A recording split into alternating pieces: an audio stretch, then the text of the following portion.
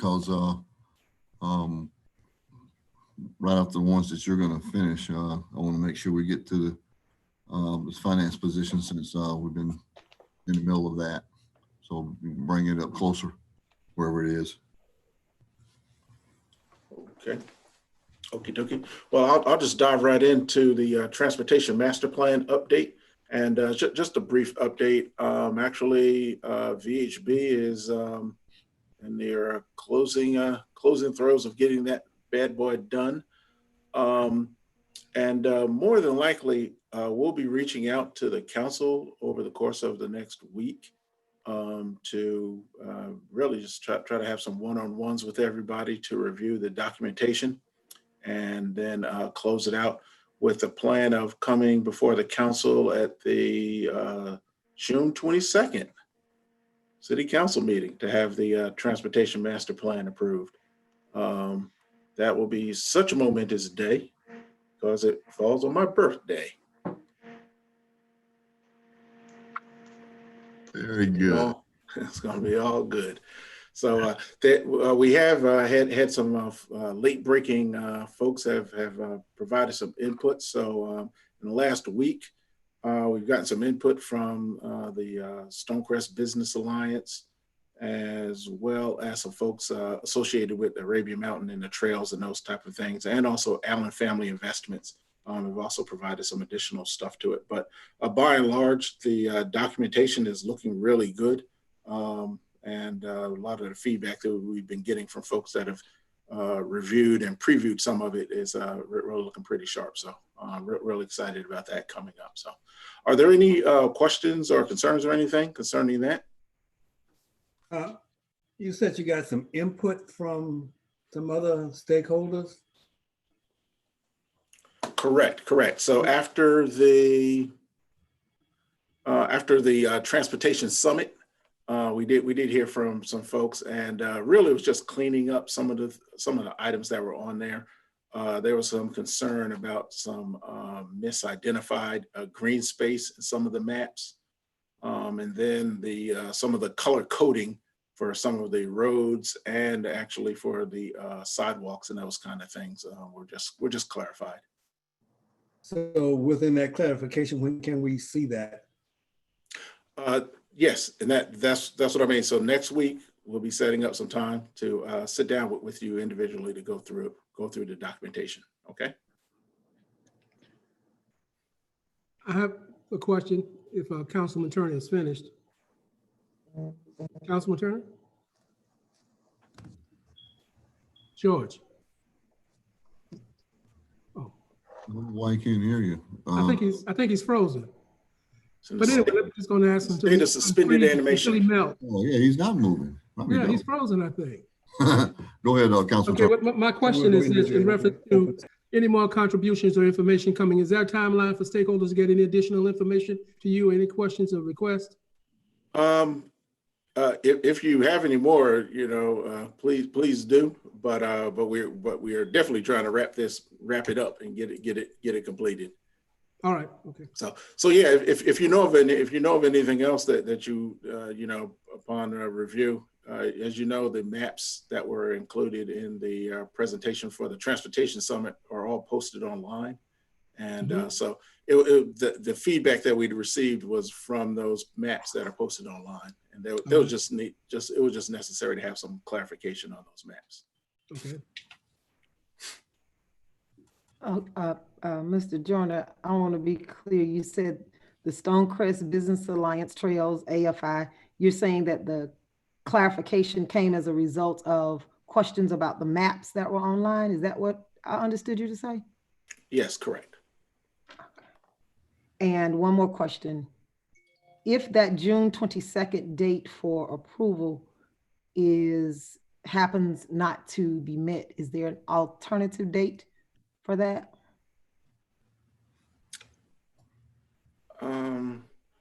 Well, I'll be honest. I really don't have a contingency set up if that's not going to be feasible.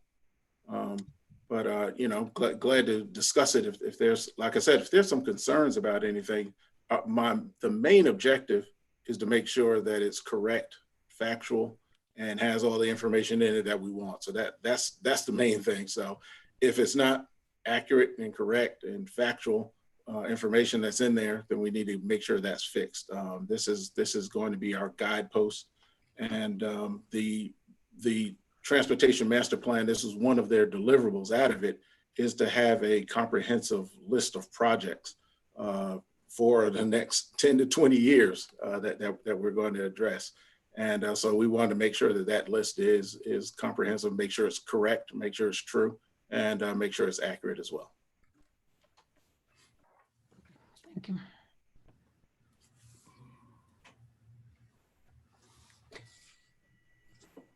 All right, any more? Councilman, I think I might have gotten cut off. I had an alarm that yeah, said yeah, you were in internet connection was unstable. But again, just so we'll have enough time to talk about it before we have to vote on it. If there's a one-on-one meeting, that can suffice. But I would like for us to interact with our findings and their recommendations before we reach a quick conclusion. Oh yeah, yeah, most definitely, most definitely. Yep.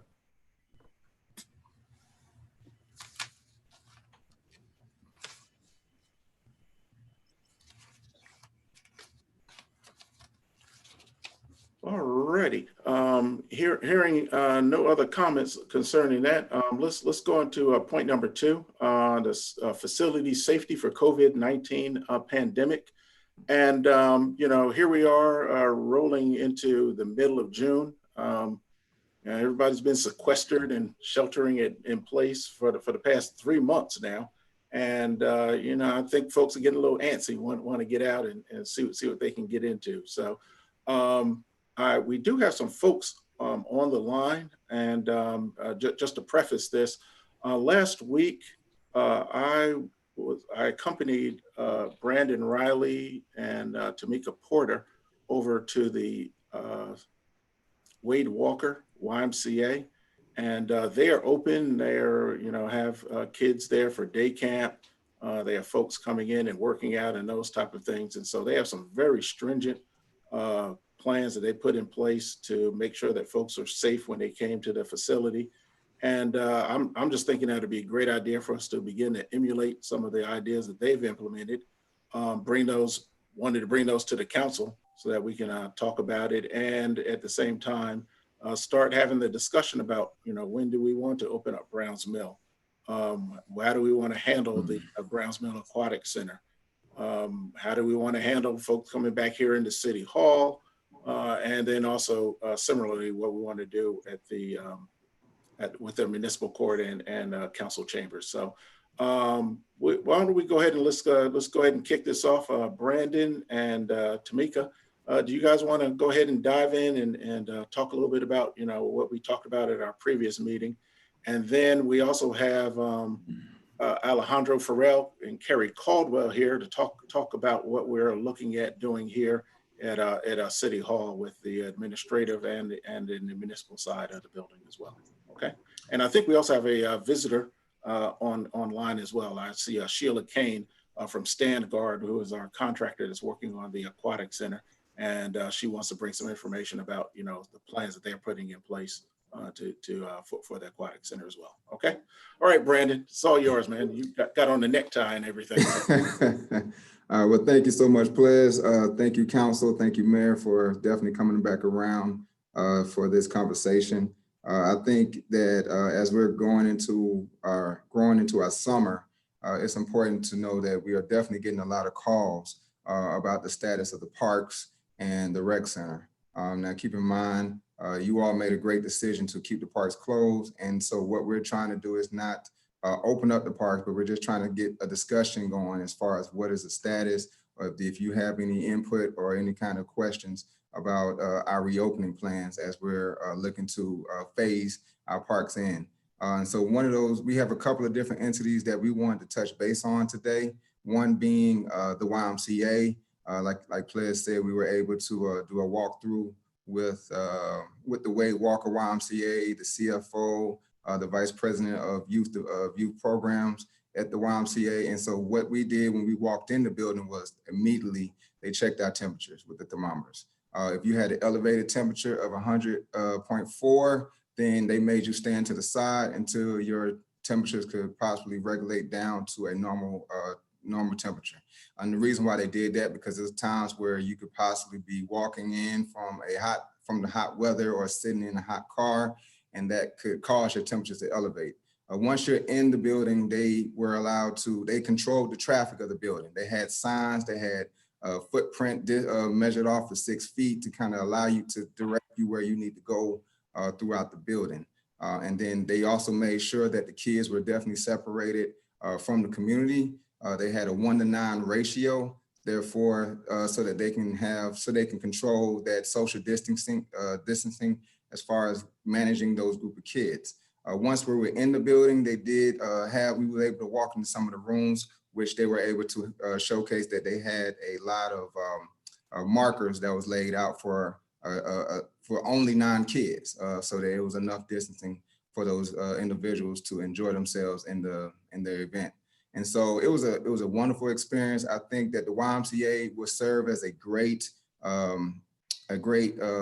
pilot program for our community, given the fact that the YMCA was already taking in a lot of those doctors who had to go into the hospital. So they had a lot of time to make any adjustments. As it pertains to Brown's Mill, we want to kind of emulate a lot of what they're doing in regards. They're also doing a deep cleaning every 2 hours, 2 hours a day, so that, if there was anybody that was walking into the building, they wanted to make sure that they do a 2-hour cleaning, and which the YMCA has already sent me over the material so that we can purchase for our particular building if we need to utilize the deep cleaning services with our staff before the kids walk in. They have a layout of full-fledged guidelines of what to do when managing. And I know that you guys have already decided not to have summer camp for the summer, which I think we are in full agreement. However, I think it's really great that we start preparing for the upcoming school year. And so we're definitely putting together some ideas, putting together a phase plan with Mr. Joyner, so that we can definitely have what we need to be prepared for the upcoming school year as we're taking on our kids. Next, I think we wanted to touch base on was also the aquatic center. This is a little bit different because, you got the mayor and council decided to keep everything closed. However, we're coming up on a couple of deadlines with the aquatic center that we're definitely looking to find out if we need it. We're trying to gather some information on, such as if the aquatic center decides to open, then we would need to request permits. We would need to order equipment, furniture. We would need to hire lifeguards, and so that comes with time. And so they've informed us that if the aquatic center is not open after July 4th, it becomes a little bit harder for them to kind of make any kind of do any services in the aquatic center, given the fact that schools will be starting back, football season will be starting back. So I was able to invite Matt Satterley and Sheila Kane to our to our meeting today, so that they can kind of give you a little bit of a layout on what their opening would look like. And once again, we're not trying to get you all to decide on it, but at the same time, we are trying to figure out if we are going to open, then we would definitely need a certain date. But if we're not, then they're perfectly fine with it. They just want to know because they have a lot of people that are possibly waiting, like lifeguards that they have already on duty. So if Matt Satterley or Sheila Kane is on the line, if you can kind of address yourself. Sure, this is Matt Satterley. Okay. Go ahead, Matt. You go ahead and feel free to say what you need to say. Perfect. Thank you, Brandon, and thank you all for having us on here. Yeah, the goal in the last few weeks in talking with Brandon on our end is trying to get a direction on what the city would like to do this summer. And the big reason is twofold. Number one, we've hired about 65 people. And if we plan on opening, then we want to maintain those. But if it looks like we're not going to open, I want to make sure that those 65 people have opportunities to go look for employment somewhere else. I don't want anybody tied up. And so, we wanted to be able to just kind of get a feel for where we are, what the city wanted to do, and, just plan accordingly. Obviously, this is a year like no other, and there is no real blueprint on how to handle what's been happening over the last couple of months. But for us, we want to try to be as fair as we can to the kids that we've hired, because most of those are still on board and are not working right now. And if it looks like you guys don't want to open it, we'll fully support that. I just want to let those kids know so that we can get them moving in a different direction and they're not stuck at home all summer. From an operating standpoint, it would probably take us, we've already done some of the basic work at the facilities, getting it permitted. The big thing is just getting some of the supplies and equipment that'll be necessary that isn't on site, which will take a couple of weeks. But I would say if you decided today, as an example, as a hypothetical, to open, we would probably need about 2 weeks to get all of that stuff in place and be ready to open. So about a 2-week window is what we're looking at to do everything that we need to do on our end, if that's something you guys decide you want to do. Matt, I'd like to ask you a question in reference to those 65 employees. Are they just students, or does that include maintenance personnel as well? That includes everybody. Most of them are young people. We obviously have 2 full-time people that Casey Dixon and Anthony are both full-time people, but for the most part, it's for all positions there. It's admission staff, concession staff, and lifeguards. So we're talking about 65 people that will make up the entire staff. That's what you would need. Yes, sir. No additional positions, just those 65. I don't think so. No, we're pretty well staffed based on the hours that we plan on operating. And so we're fully staffed. That doesn't mean we won't hire some people. We'll typically lose. You always lose a few people when you start the season, but I would say that's pretty much that's our comfort level of where we need to be to operate. Okay, thank you.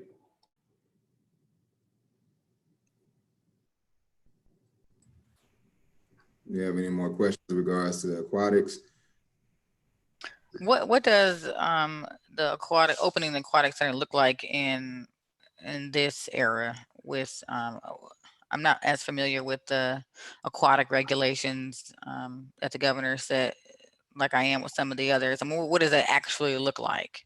Sure. How do you provide, social distancing? How do you provide sanitation, disinfecting? What does that really look like in an aquatic world?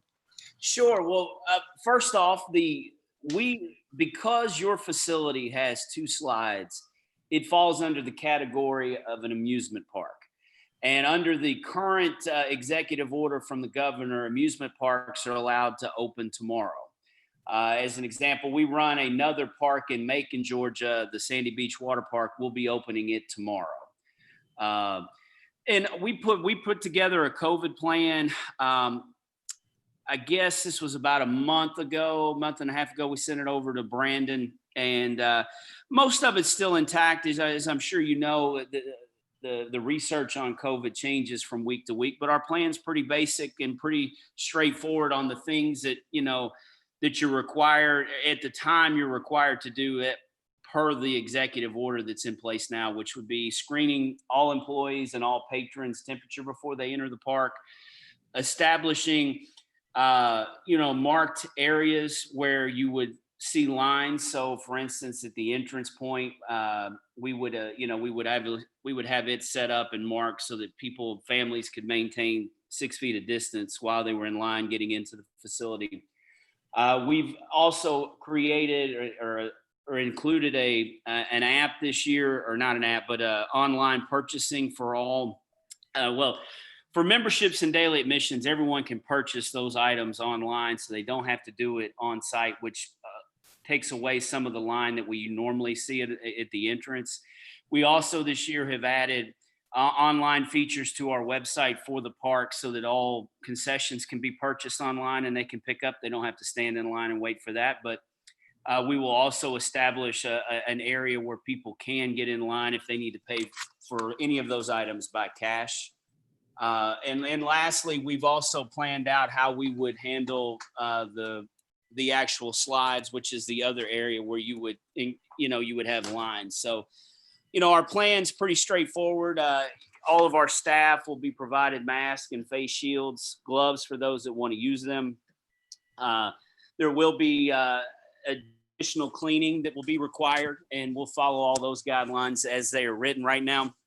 I believe we're expecting a new executive order or an update on the existing one either today or tomorrow. So anything that changes, that comes out in any new order, we would obviously adopt to our existing program. And, we will continue to, obviously we will encourage everybody to social distance, from setting furniture, the pool chairs in places, in ways so that families can be together, but 6 feet apart from the next group or next person on either side of them. So we've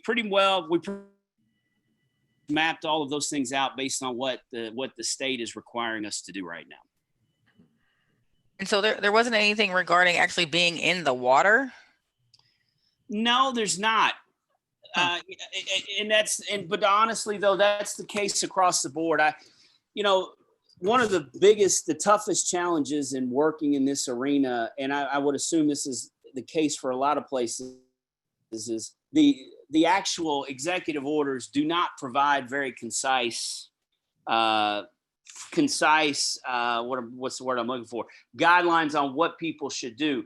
When you read into the executive order that's out now, you want to maintain social distancing. I think it has phrases in there where applicable, when it's appropriate. So in the water, no, it does. I mean, you want to encourage people to do it, but obviously kids, people always gonna, whether you're in a supermarket or a water park or anywhere, there are going to be times where you're not 6 feet apart. Will you be monitoring the number of people attending, coming in? And if so, what's that number? We will be monitoring the number.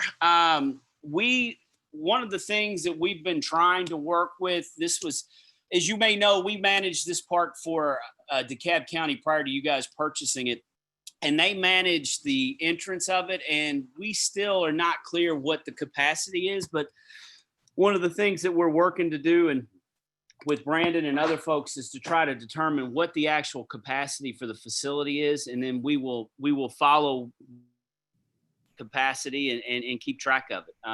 Right now, there are no capacity limits to amusement parks that I'm aware of. I will go back and double check that, but if there are, we'll certainly conform to those. We do have an app in place to where we're able to, that we will add to our existing management software system that we use on site that will allow us to track those that exit. So at any given, how many people are physically in the facility. All right, thank you. All right, Brandon? Well, thank you, Matt. Thank you, Sheila, for definitely coming in and definitely speaking on behalf of Stand Guard. Once again, Mayor and Council, this is just to open up discussions to see what the status of what is that you wish to do. If you wish to keep the parks closed for the summer, the Parks and Rec Department is in full agreement, and I know Matt and Sheila definitely support that. It's just that we're coming up on those deadlines, and so we want to make sure that they were given an answer directly from our leadership to know that, hey, we're looking to go in this direction at this time. However, we'll continue to work together. And the same thing applies for our YMCA. I don't agree with us having any kind of summer camp at this time, because we're still trying to lay out what we need to do in Browns Mill. However, I think we definitely want to make sure that we are prepared for our aftercare program. And I know that with the 1-to-9 ratio being what it is now, that the YMCA is requiring, and our room and our space capacity in our building, that leaves us only managing 36 kids in that facility at this time, which is a major drop from the 125 kids that we were trying to have in that facility. And it's just for safety purposes. Now we, Carrie, Alejandro, Farrell, and myself, and Ples, we've been in conversations on how we're going to build out Browns Mill to make sure that our staff is safe, to make sure our parents are safe, and make sure our kids are safe in that process. So if you have any questions, feel free to ask me now. What that look like? Brandon, I have a question, not about Browns Mill Park, but still a park. With our parks being closed, Farrington Park is doing what it wants. And it is always packed on the weekend. I've even seen a police officer over there just casually having conversations with those who are there. I've seen, and I've sent this to Al before, folks set up their tents and they're selling things. So Farrington by no means is closed. Councilman, I'm so glad that you asked me that question, because when I was told that Farrington Park was packed over this past weekend, the first thing I had Will Settle, he stopped by there. He gave me a call and let me know what was going on. This past week we've had conversations with the Caribbean community, because a lot of that is the Caribbean community playing soccer, having events. And so what we did the first week was we had a meeting with some of the Caribbean ambassadors that was over there. It wasn't nothing confrontational, but it was just a communication to let them know that the parks were closed. Matter of fact, probably an hour ago, Ples and myself, we sat down with the organizer of this past weekend's event to let him know that the parks were closed, and that if there was ever any kind of miscommunication or just being just insubordinate when it comes to not following the rules, then you won't be allowed to come back in the park for the next year, because we're trying to enforce that rule. And then we also found out there was a football team that was practicing, even though there wasn't the City of Stonecrest football program. It was from another city. So what I did yesterday was I reached out to to that local team's president, and I informed them that the parks were closed and that you do not need to be practicing on any of the footprints, especially without our knowledge. But I definitely had a conversation today with the organizer, because first of all, it's very dangerous. The fact that you don't have insurance on that field, the fact that we're in the middle of a pandemic. And the third thing is that, we do not know what's going on. There's no police, there's no fire that's out there that's monitoring the status of those parks. So I've made it clear to a lot of those ambassadors, the organizers that's out there at that park this past week, to let them know that if we continue to see any action that's going on at Farrington Park, then we will definitely have to act out. And as far as enforce any more policies, even so building another barrier gate to possibly close off that park, which we don't want to do. I've also talked to major banks to continue to keep them informed on what's going on. We want to make sure that they are engaged, but I know during these are definitely stressful times at this time. So we want to make sure that we're just mostly communicating with the community citizens to have those conversations. But thank you so much for reaching out to me about that. But we definitely jumped on that this week to try to address that matter. Very good. Okay. Well, I appreciate you mentioning that, because like I said, I saw police officers there and they were just having casual conversations. It didn't appear like they were even discussing should they be there or should they not. It kind of looked like they were a part of the fun. So we could just make sure that, that they're actually enforcing that the park is closed, because those folks are just selling stuff in their tent. And they weren't packing up because he was there, or it didn't appear like his presence was making a difference in what they were doing. Right. So yeah. So I'm definitely having a conversation with the police department to address that matter. Like I said, I think with them, they're at that point where they say they can't enforce anything, given the fact that technically, like, the governor is opening up things, but they only can recommend the social distancing. But as far as those, like, any tents or any vendors that are posting up, selling anything on the property, I'm definitely making sure that they are following up and say, hey, you cannot open up. I've already talked to major banks to try to get out there early when those vendors get out there, to inform them that, hey, look, you cannot set up your tent. So I'm prepared for this weekend to make sure that we're jumping out. I've already talked to those community organizers for those soccer events. I've talked to the football program. So next, I'm trying to follow up and make sure those vendors don't set up shop either. Yeah. Awesome. Now also, we also need to keep in mind, we've had a last 2 weeks of protests, not just nationwide, but worldwide, concerning police brutality and those types of things.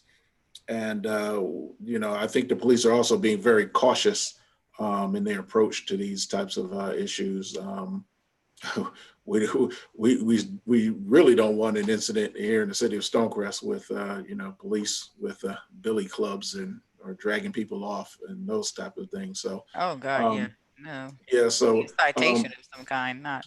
Well, we had a very productive meeting today, and so I'll encourage Brandon to continue to do his community outreach with these organizers. They seem to have a lot of sway with a lot of stuff that's going on there, and so the gentleman we met with today was very receptive, very cooperative, and very apologetic for his actions this past weekend. And I was pretty convinced as he left that we wouldn't have to bring him in again.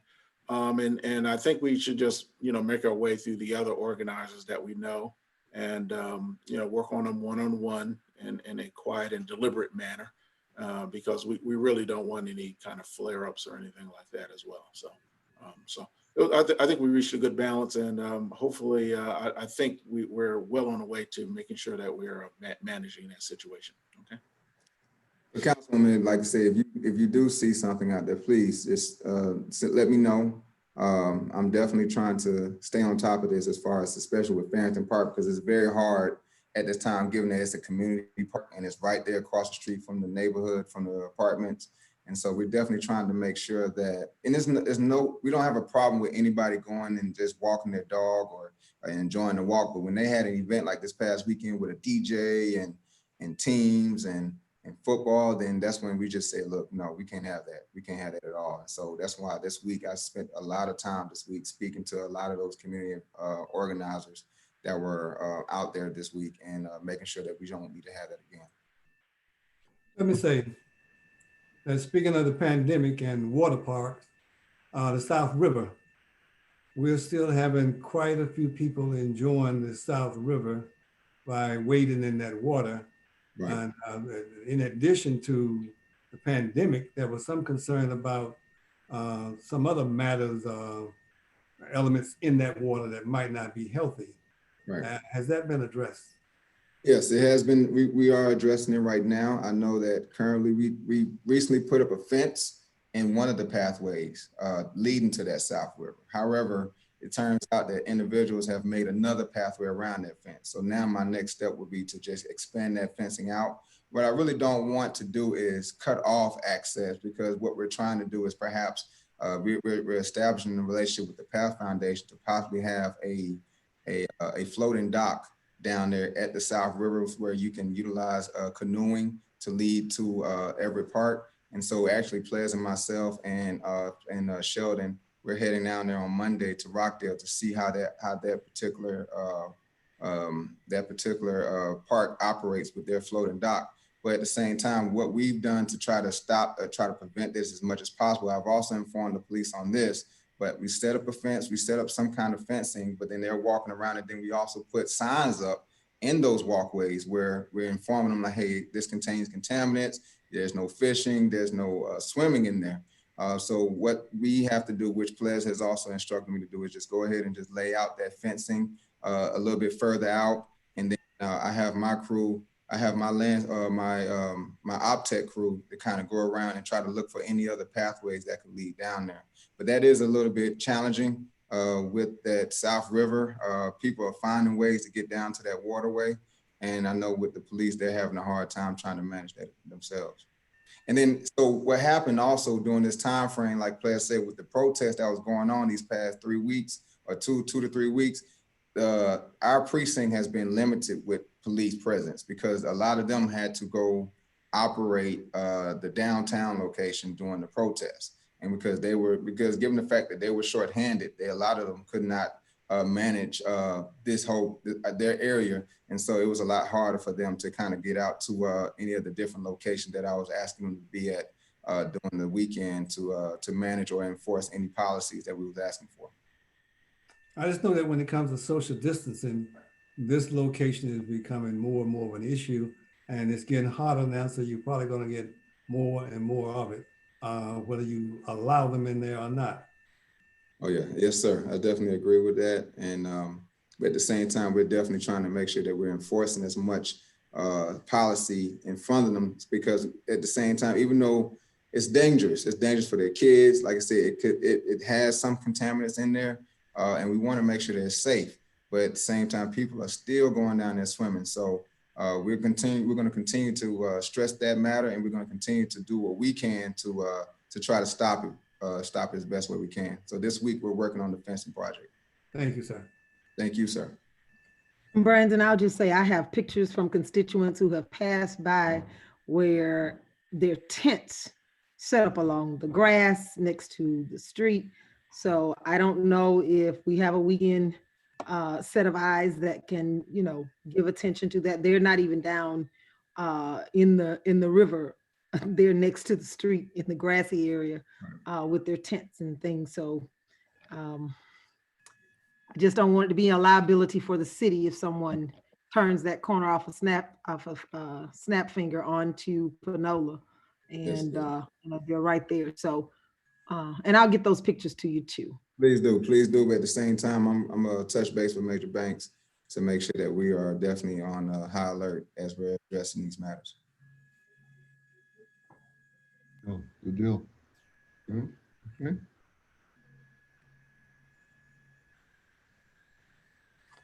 Likewise. Thanks a lot, Brandon and Tamika.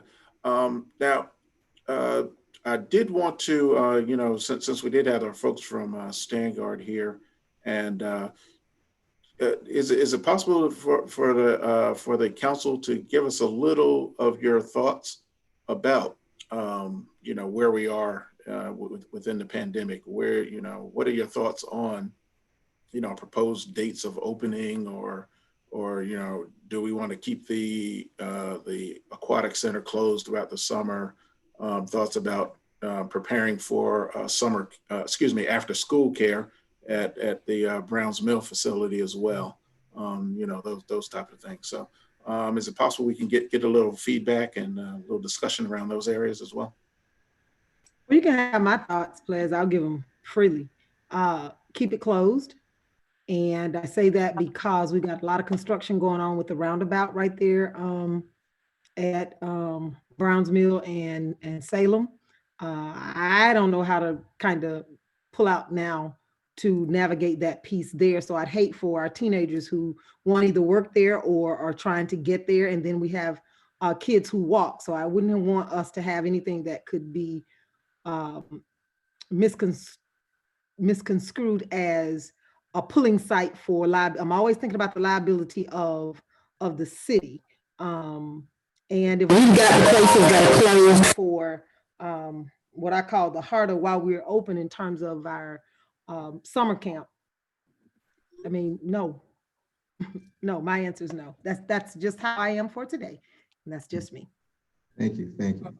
My concern is population control. I know there's gonna be a lot of kids there. They get excited about it. It's been an annual event with our Superior Court clerk. So that's my concern. And in reference to that, are we looking at the possibility of checking their temperature every person that comes in there? Is there some type of plan to really control that and maintain a level of safety for the kids? So that's my concern. And until we get that in place to have some type of plan for that, I say no.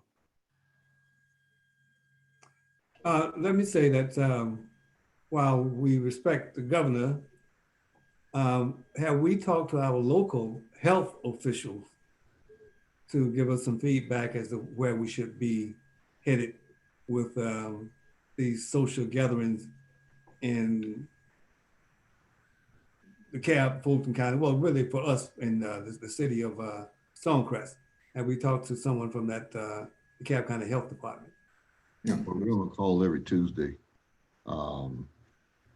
Pleasant and I with all the other city mayors and managers, and usually the person on there is the state health director. I've had, well, the short answer is not to the CAB health director, but to the state health director. So nobody's in a rush to run back to open anything. That's the 10,000-foot answer. And Ples probably can give more detail.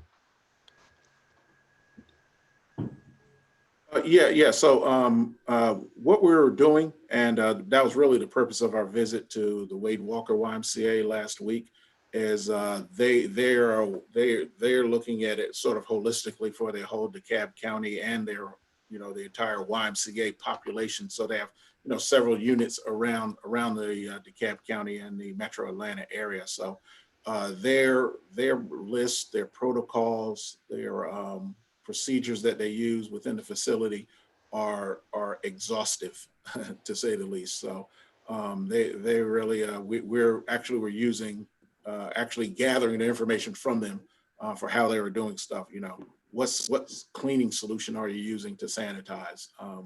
How often are you doing it? What's your protocol for using the pool at the facility?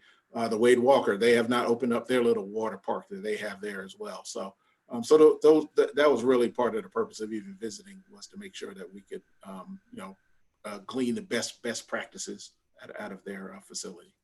Well, I know it will never be 100%, but until I can feel that there's a reasonable assurance that we can control this in a safe manner, I'm going to reserve any opinion about, well, not reserve, I'm just not going to be too quick to say, let's jump in the water. So, You're not going to put a toe in the water? not yet. Until I get some reasonable assurance. And right now, I don't think it's reasonable.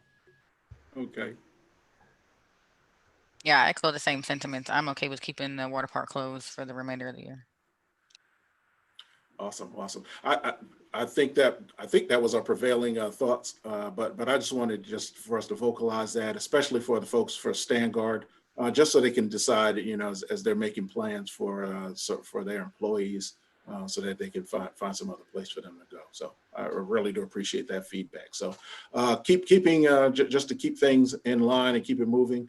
If we could, Alejandro Farrell, Kerry Caldwell, I think I see you guys on here. We're also talking about our facilities here at City Hall, getting folks in here to back to work on the administrative side, as well as on the other side in the council chambers area. So, all right, Kerry, let's take it away, man. Thank you, Ples. Thank you, Mayor and Council. We've been in discussions of how to, once it is decided to open City Hall back up, how do we, one, keep our employees safe and COVID-free, and also how do we protect our citizens and when they come in to visit? We're putting things in place now. We've got a proposal, and I've approved to put glass around the receptionist desk so we'll protect Leah from the lobby area now. We're also going to limit the number of people in the lobby area to probably 4 or 5. We're going to space the chairs out and remove the extra chairs. We'll only allow so many people at a time into the lobby areas. We'll have some chairs set up out in the hall at 6-foot intervals for people to queue coming into the City Hall. Nobody will be allowed to come into the office area unless they have a temperature check and have the proper mask or gloves or whatever's needed for those guys. So even if we bring somebody in for a meeting, we'll make sure that they meet the requirements of keeping everybody safe. I do know the disease is still out there. I've got a good friend right now battling double pneumonia with it. So it's, even though the numbers look better, people are still getting sick. So we want to do the best we can to protect not only our 35 or more people that work for us, but we want to keep our citizens safe. That's the utmost important thing right now. So, but we are looking at different things. Another thing we're looking at is probably putting an electronic lock on the front door that leads in from the lobby to the office area. So even if we let somebody in, Leah will have the ability to do that without getting too close to the folks. So we are making plans. So whenever we do decide to open up, whenever that is, we'll be safe and we'll keep everybody else safe. Yeah. And Al, if you want to talk about the municipal side, that would be, or the court side, that'd be great. Yeah, so thank you, Kerry, and Pleasant, everyone. So yes, Kerry and myself and Pleasant have been meeting, as well as Brandon, over the last couple of days and passing conversation, but we plan to, working with Megan and our city attorney or city solicitor, Attorney Hewing from the Fincher Denmark Group. He drafted an order for the judge to sign yesterday. I did send it over to Ples, I think earlier today. We're scheduled to open court back up on June 25th at 4 o'clock. What we will do is, based on recommendations from Megan, who's the court clerk or court administrator, they will get all the information from those defendants.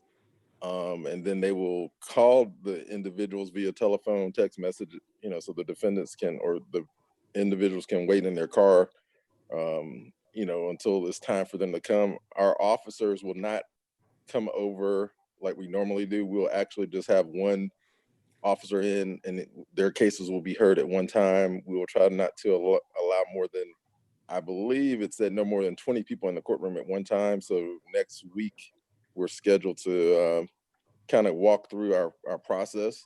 We'll have a thermometer check for all individuals. There will be signage posted stating if, you know, one, that they're going to get their temperature checked, but then two, you know, if they meet any of these requirements to, you know, of course, depart, and we'll automatically reset their case for a, you know, another date, you know, when we have court that everyone is in agreement with, if their schedule is conducive and all that for the person that is accused. As well as, you know, we're going to wipe down the seats. We'll probably take some of the chairs out. I don't know how that's going to look.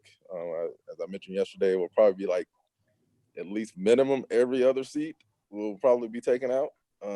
But it may be, you know, because that's not a wide area. And if you want to keep 6 foot of distance, it's almost really like taking out the middle seats, which I think are like three seats, 3 chairs in each row.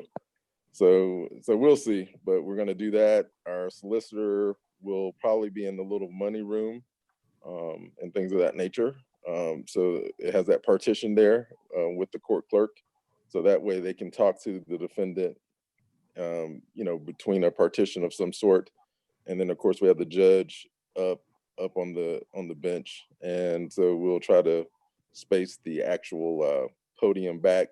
And I know there's a possibility Megan has mentioned, you know, we were talking about possibly doing some kind of video, you know, way that they could actually speak to the defendant as well.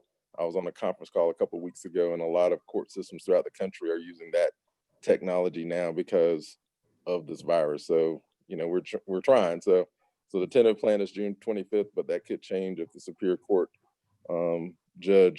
Chief Judge changes his mind as far as allowing courts to fully open again. So, and we'll have hand sanitizer stations up front as well, and gloves and masks and all those kind of things if needed. Because you're limiting the, I guess, the number of people coming in there, are you extending the time for the courts to be open? We know normally that we normally have court from 10 o'clock on the second Tuesday and 4 o'clock on the 4th Thursday of the month. This will be our first court session in 3 months. So what we're planning to do is try to get through some of the cases that we've had in the past that were, you know, scheduled in the past, court dates that have been canceled. I will probably work with Dakarta as well as Megan we'll probably end up limiting the number of citations that each officer has on the docket. So we may go into a scheduling, like, you know, where we may have to move the calendar up, or at least the time up, you know, on the 4 o'clock to, like, say 2 o'clock, you know, just because we don't want people here till 7 or 8 o'clock, you know, for court if we can avoid it, because we're normally out by 6 in most cases. So we're definitely looking at options. We just don't know how that's going to look right now. So we're trying to get through this first piece of it once we open, and then look at adjusting our court time. But you're correct, we will probably have to end up having a longer period of court sessions, you know, or hours allotted. So, you know, we may have to start court at 1 o'clock, you know, instead of 4 o'clock, just to allow all that time for, you know, the extra things that we have to do. So thanks. Mm-hmm. I was just gonna say, if y'all would like, I can email you the procedures list. The court order is kind of lengthy, but the procedures list just lays out the bullet points, so you can see what we've got in mind with what's going on. The judge approved of it as well. That'll be good.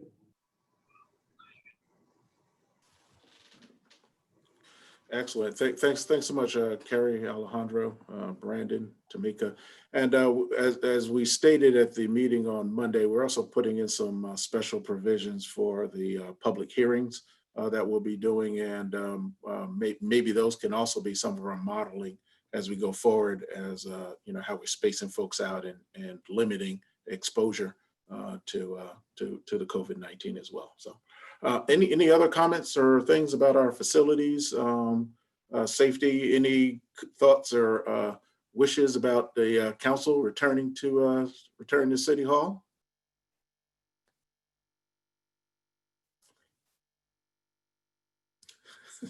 It's like, no. Not really, but has anybody, I mean, have we talked through, and maybe not today, but you know, what is the dais or dais as some people call it gonna look like? Well, how would you rearrange our seats, and then how would you arrange you know, the public? I mean, there's a certain amount of people that can be in a certain square footage according to the executive order. So I guess, you know, that could be worked out based on those numbers alone. But for us, well, one, I guess for those who could not come in the building, I guess we could still YouTube broadcast. live. So that would be for them. But how would we sit where we would be 6 feet apart? Yeah, we talked about that briefly, and actually we considered putting up partitions between each of your seats. Oh, wow. But I don't know, you may feel like a little lab rat in the Yeah, little that's weird. little thing around you like this. So, Yeah. so those are the kind of things that we'd have to think through, or maybe think of a, you know, a partial, maybe few of you there and a few of you remotely, or something like that. Right. Yeah, so and that's the type of conversation, you know, we'd love to have, or you know, like you said, maybe that's for another time to you know, Yeah. deep dive in that. Okay. I saw Councilwoman Grimes, you know, just like, you know, I'm good.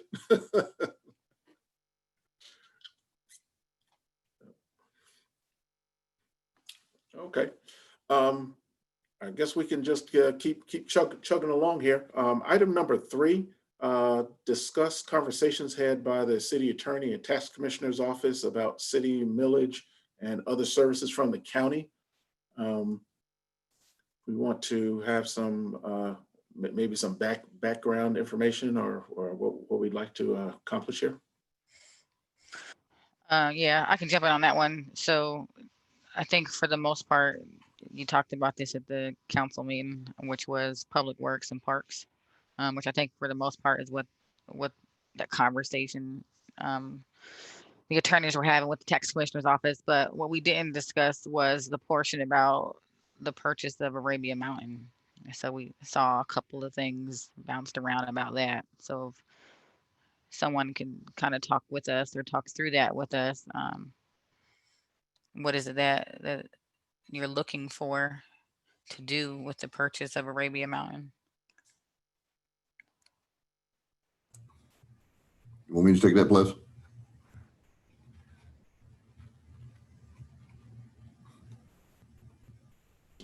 Yes, please. So our attorney staff at Venture Denmark, and their attorney staff, and I think that they're actually represented by Michelle Battle, and along with They meaning Arabia Mountain? no, they meaning DeKalb County. Is it represented by Michelle Battle? Yep. If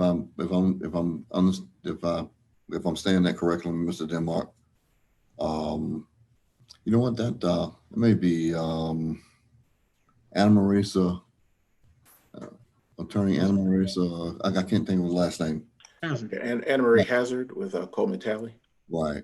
I think that if I'm wrong, Mr. Denmark, just let me know. But I think that's sitting with them now.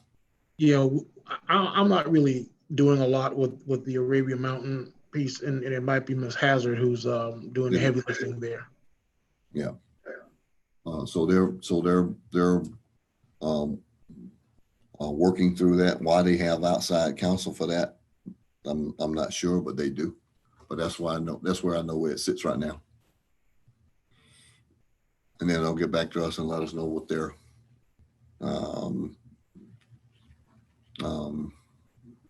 lack of a better term, their findings are. That's the update that I know.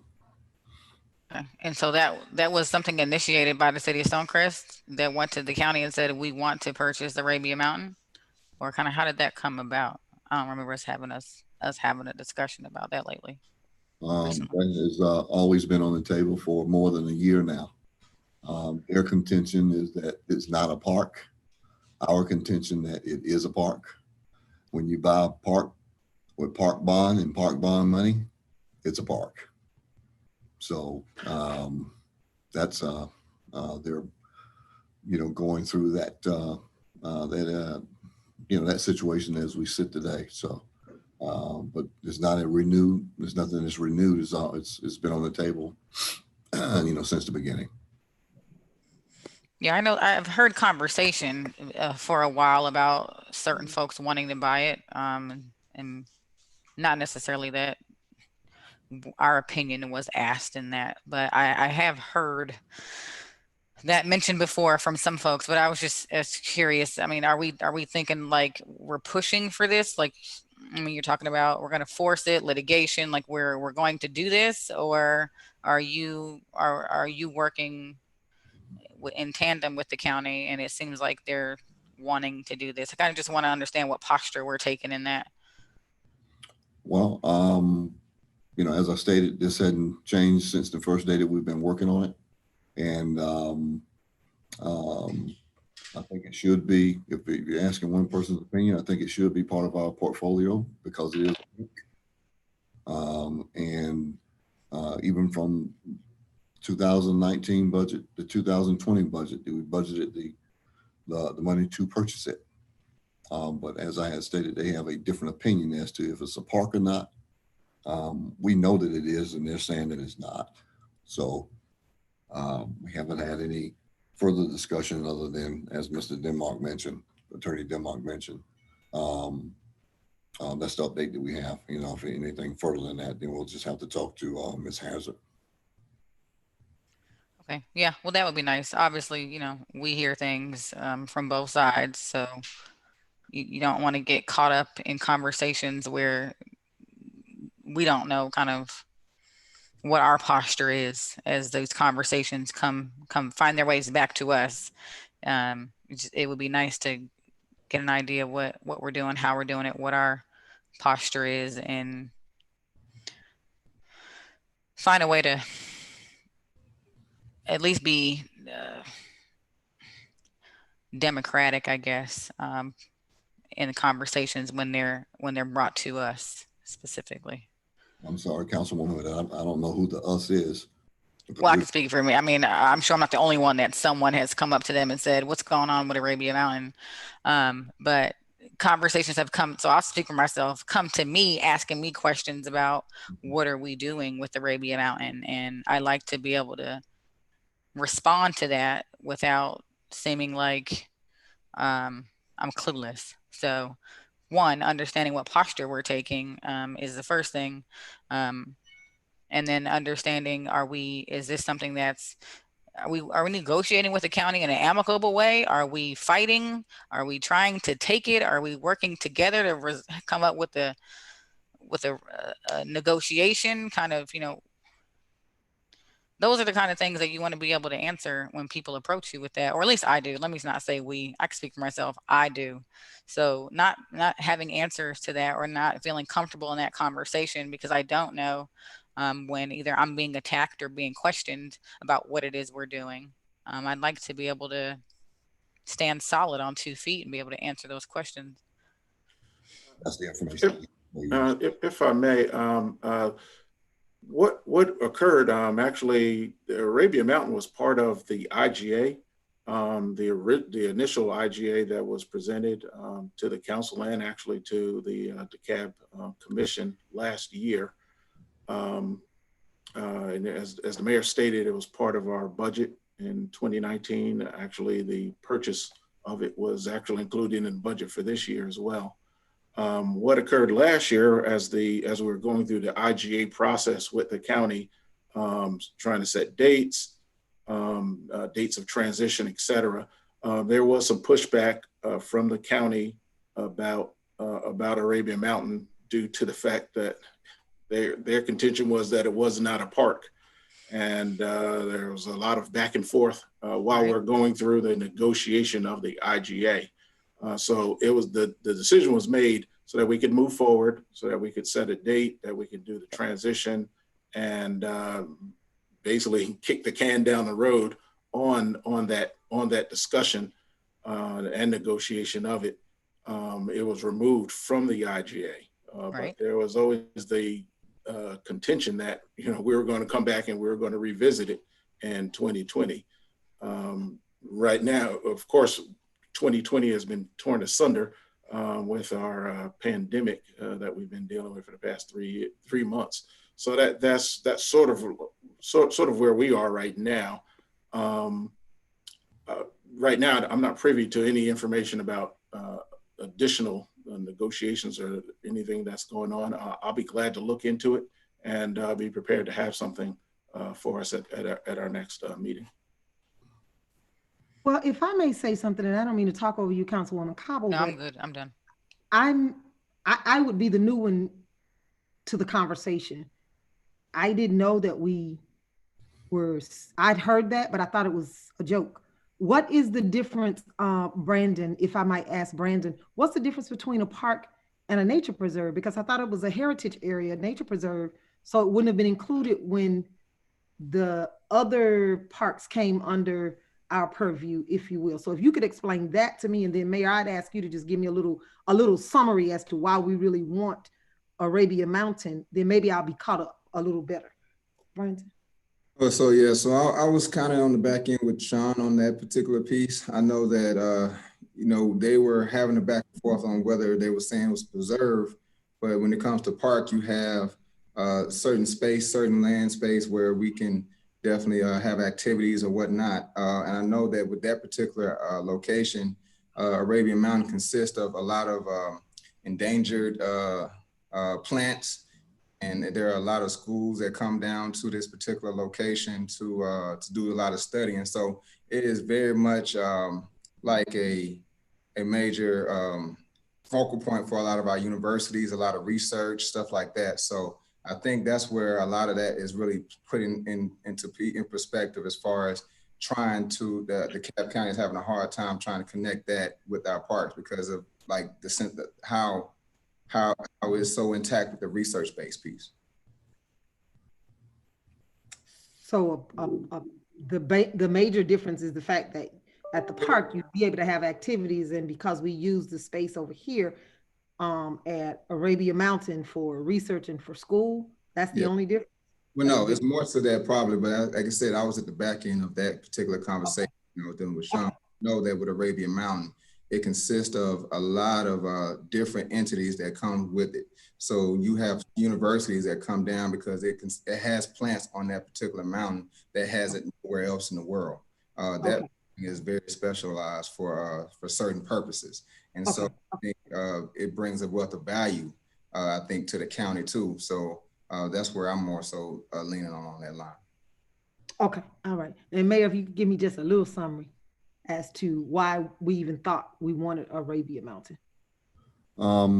First of all, the county is not in a position to tell us what we can and cannot buy. That's determined by the laws of the state. The simple fact of the matter is, Councilwoman, they don't want to give it up. And for us, it's a huge asset base with regards to our inventory, with regards to land, which increases our bond rating. Number two is that with regards to tourism and what we work on in that area, we're bringing visitors in and out of Stonecrest is a fantastic draw. And there are quite frankly, one or two, but particularly one commissioner that doesn't want it to happen. That's really what I'm at liberty to say.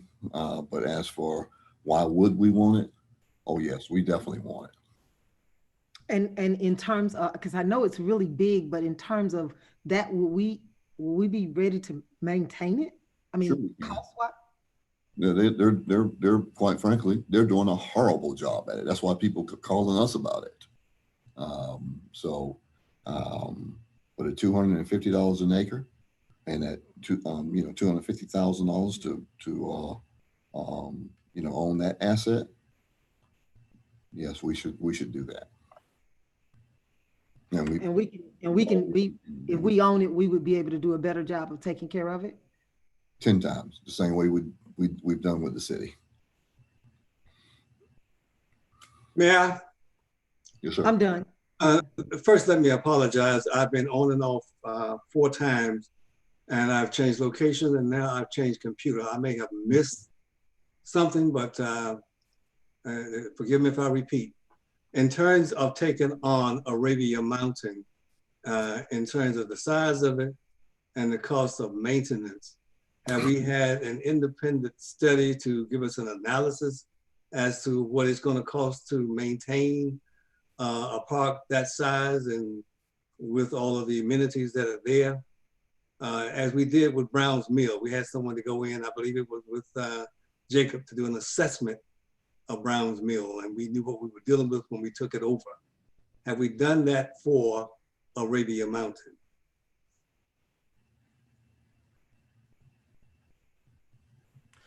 I'll jump in here. Actually, so the Jacobs review that we did was only for the Browns Mill complex, and we did not do a review such as that with Arabia Mountain.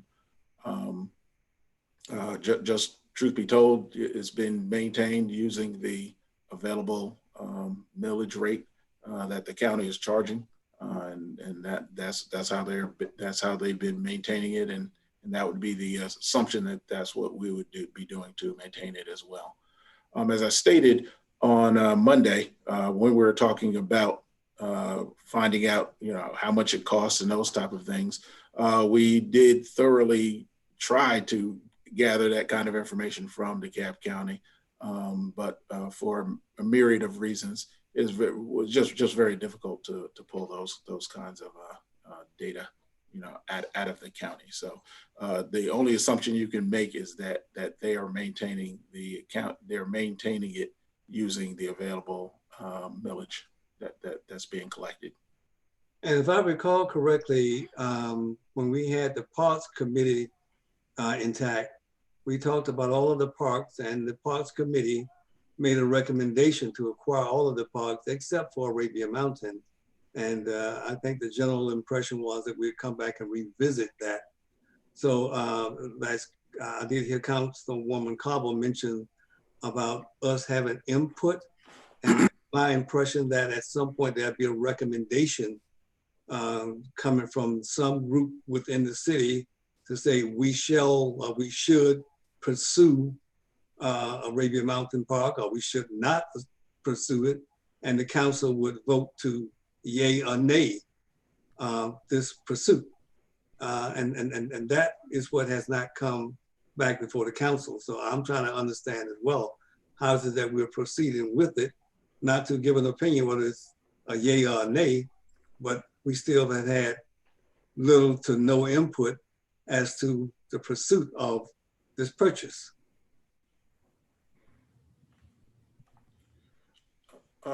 Number one, I don't recall in any debate about any of the parks. You can correct me if I'm wrong, but last year when we did purchase all of the parks, we did go through working with DeKalb County. I was part of the negotiations with them, and so it was just determined that we would not include Arabia Mountain in the IGA that we approved last year, such that it would just basically DeKalb County wanted to have a fight over it, and we decided we'd go ahead and take the parks that they didn't want to fight over and purchase those and move on, and then next year we'll come back to Arabia Mountain. So that was just my understanding. Just correct me if I'm wrong, but every IGA version that we brought forward included Arabia Mountain until the last 2 or 3 that we arranged. The city could choose to purchase the parks or not purchase the park, and we had the Arabia Mountain Overlay Committee was converted to a Parks Committee, and that Parks Committee had a couple of meetings to talk about the benefits of taking on the parks, and all the parks were laid on the table. And that was a vote. And the vote was to recommend to council that we purchase all of the parks except for Arabia Mountain. And I cannot swear to it, but I believe the council had it as an agenda item that we voted upon to purchase the parks except for Arabia Mountain. Now, how we worded the delay on the purchase in Arabia Mountain, I don't remember, but it was understood that it would be revisited. But we've had no additional conversations about the benefits or liabilities of purchasing this park. And I'm not so convinced that it will not be a liability to the city, but I don't have anything to argue one way or the other. And that's what I've been waiting for, something substantial and in writing that we can argue one way or the other that purchasing the park is a benefit or a liability. So Lance, is it part of what possible that you you can mentioned, give us those- I don't, oh, I'm sorry, I'm Councilman. sorry, Mayor, if you don't mind. Um, Claire, is it any way, okay, You go, Councilman. okay, thank you. Is it any way possible that you can get us the numbers in reference to them? And I know you said they utilize the millage rate to maintain it, but the number of employees that it takes for them, the amount of annual money it costs to maintain that park or that reserve? I will make a best effort to attempt to derive those numbers again. Like I said, that was part of our exercise. You know, actually going back almost 2 years on working on that. So, but yeah, most definitely, I definitely understand. You know, that is a big ask, and it's a big piece of property there, and so. You know, I do understand the trepidation and the thoughts around, you know, wanting to do that as well. So yeah, so we'll definitely, you know, we'll dig down and do that. And I definitely want us to make an informed decision, you know, as we go forward. But I just wanted to give you a bit of a historical context of what we're working on. And like I said, forgive me if I missed that point. You know, I didn't work that closely with that Parks Committee, so wasn't aware of that. Okay. Okay, I have one more question as the new one and the last one to get the information. Am I to understand that the Parks Committee made a recommendation not to purchase Arabia Mountain? The council agreed to that and we're still talking about it? Is that, are we paying to have these talks? We are, aren't we? Are we paying anybody to have these kinds of talks on our behalf? I mean, I'm just, Let me this is answer that confusing for for you, me. Councilwoman. I heard that, I heard, and I'm with you, Councilwoman Grimes. That's what I heard Councilman Turner say, but I don't ever recall us as a council voting not to purchase Arabia Mountain. Now, I don't know what happened with regards to the recommendation for a park committee, but we as a body, we've never specifically voted not to purchase Arabia Mountain. What we have been doing is pursuing our right to purchase, which we do have the right to do that. And to, as Councilman Turner asked me, I don't know what data the Parks Committee that are set up amongst residents and volunteers can make the, you know, the recommendation to eliminate an asset that could change the face of our city. So all we talked about, not all we talked about, but all other people talked about is how the county has not taken care of the parks, how we could do, you know, a lot better situation with regards to what Stonecrest could do. We're no different than Dunwoody, Brookhaven, and the rest of those areas that you know spent money, $250 an acre, Councilwoman, to be exact, to acquire that level of asset. So again, I can't speak for the park committee, but I can speak for mayor and council.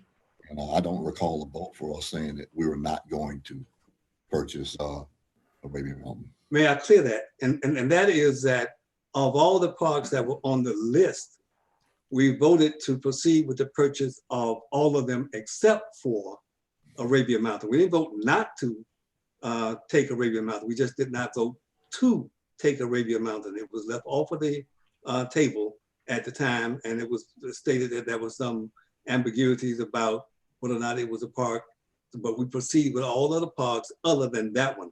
but the vote wasn't to not purchase it. We just didn't vote to purchase it. Okay, well, that's not what you said, Councilman. You Well, said- maybe that's why I want to clear it. Okay. All right. I guess, and my point is, even if that happened either way, it's still not good for council members to be approached with this subject and not know that we've even picked it back up. So let's say in an ideal world that, you know, it was budgeted for and it was always the intent to buy it. There's 12 months in a year, and you could do that. And there's, you know, 52 weeks. You can pick a week that you want to decide you're going to start pursuing that. The point was that we were not made aware that we've begun this process again. So being approached about it and not even knowing that we've started back down that road is something that leaves a sense of uncomfortableness when you're approached with that conversation. So regardless of which way we voted, it still was just never brought up that, hey, you know, we're going back down this road again. And here's what we're trying to do, and here's the posture that we're taking. So it's definitely uncomfortable to be put in those positions when it seems like the entire team is working in that direction, and we just, or I'll say I just had no idea you were even going back down that road at the time you started going down that road. So I'll make one last clarity on this. We've never been off the road. I don't know who's approaching you or why. That's not really up to me. But it's been since last year since we really even dealt with this. So I don't know where the situation is where it's come up to a point where folks are approaching whoever they're approaching. Again, so that's where we've been. That's all I got to say on that subject.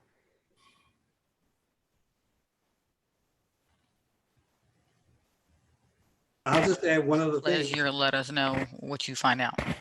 Yeah, yep. All right. When it comes to purchasing it, it will be a city purchase. Will not that require a vote from the council?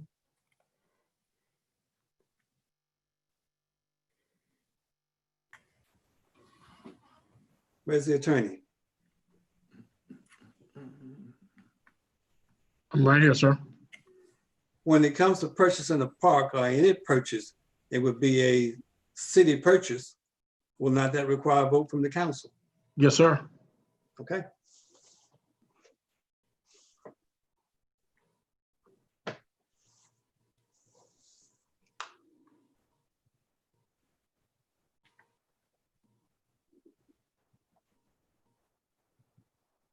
I close.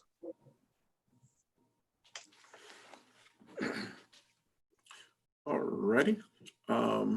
Looks like all hearts and minds are as one. We can go on to the next item, which was update on the Sam's Club and Sears buildings.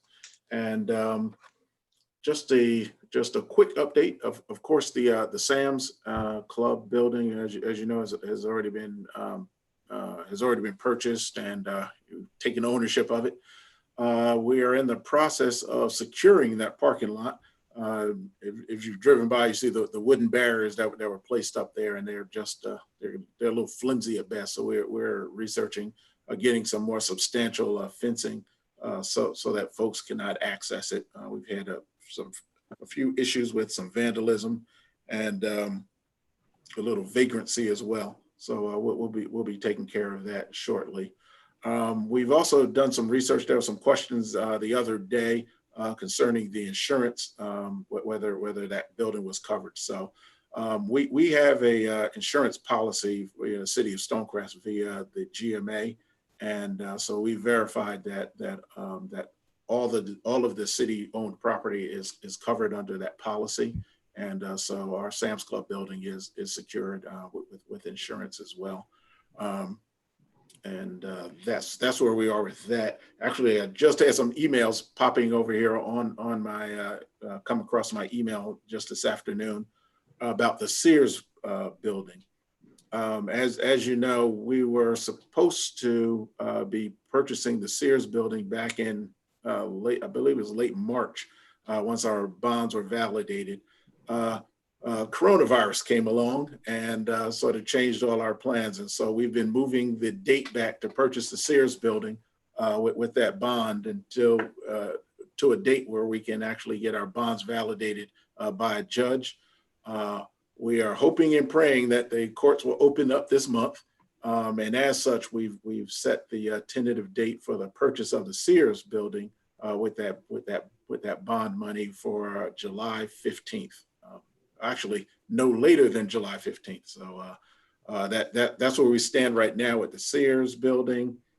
Once again, it really does depend on whether we can get in to see a judge this month and get that taken care of. We just got some updated numbers for the interest rates and those type of things, but they're relatively close to where we had it before. I really haven't had a chance to. They just popped up here on my screen, so I haven't had a chance to really compare where we are. But that's pretty much where we are with that. One note though, with the public works, we have to make a decision as to where we're going to actually house that facility. And the prevailing thought was using the Sears Automotive to put the offices and a place where you'd store equipment. Unfortunately, we don't own the Sears yet.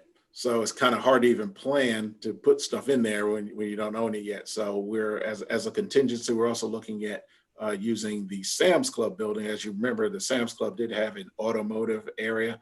So there would be a place for us to store, the pickup trucks and some of the equipment in there, and then build that out with office space as well. So we do have a few options that we're looking at, but I just want to make sure that you're aware that those are the two areas that we're looking at doing that. And then also possibly using some of the space out at Southeast Athletic Complex that is currently being used by Optech for their equipment as well. When are we looking at the possibility of starting the renovation of the Sam's building, and how would that look? How would that process go?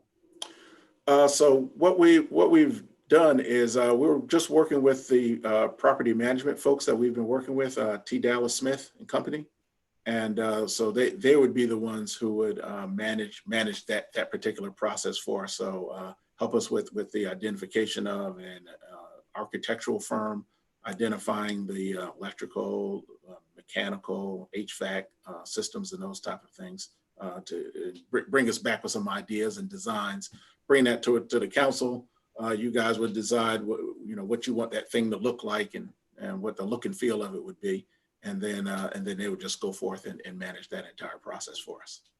Okay, so they're going to submit somewhat of a timeline to us in reference to that process? Correct. Once again, coronavirus has sort of pushed back into being like, yeah, this isn't the time for that. And actually, I did have a conversation with them a little bit earlier this week. And they're sort of chomping at the bit. It's like, are y'all ready to go yet? It's been 3 months now, right? But we will be circling back with them specifically because of the urgency now with the public works piece as well, that we'll have to include that as well. So. All right.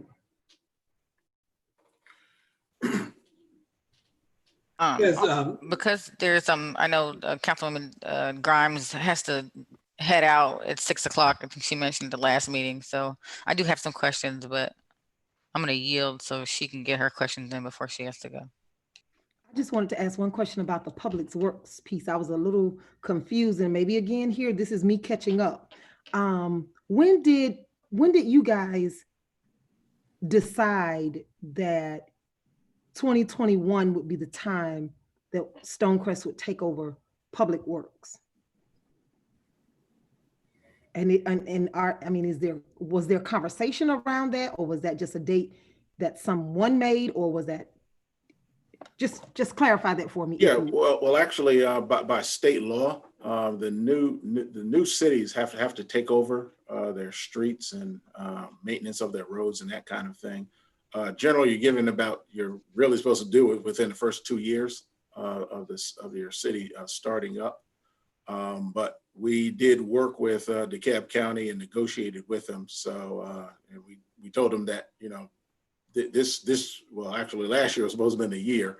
And so we just talked about, you know, what would be the best way to transition, the smoothest transition to do that without causing any disruption to the service. So that's how we landed at 2021. During our discussions with them last year, that would give us a full year this year to get that done.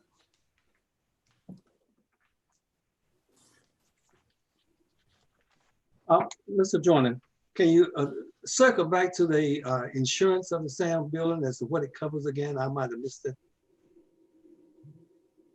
Our insurance coverage with the GMA actually covers the city-owned assets. So we just needed to add the Sam's Club building to that particular rider. So it's just an add-on. Okay. Yes. Liz, when I just want to make sure I understand the timeline of the bonds closing, or the bonds and the Sears closing and all that.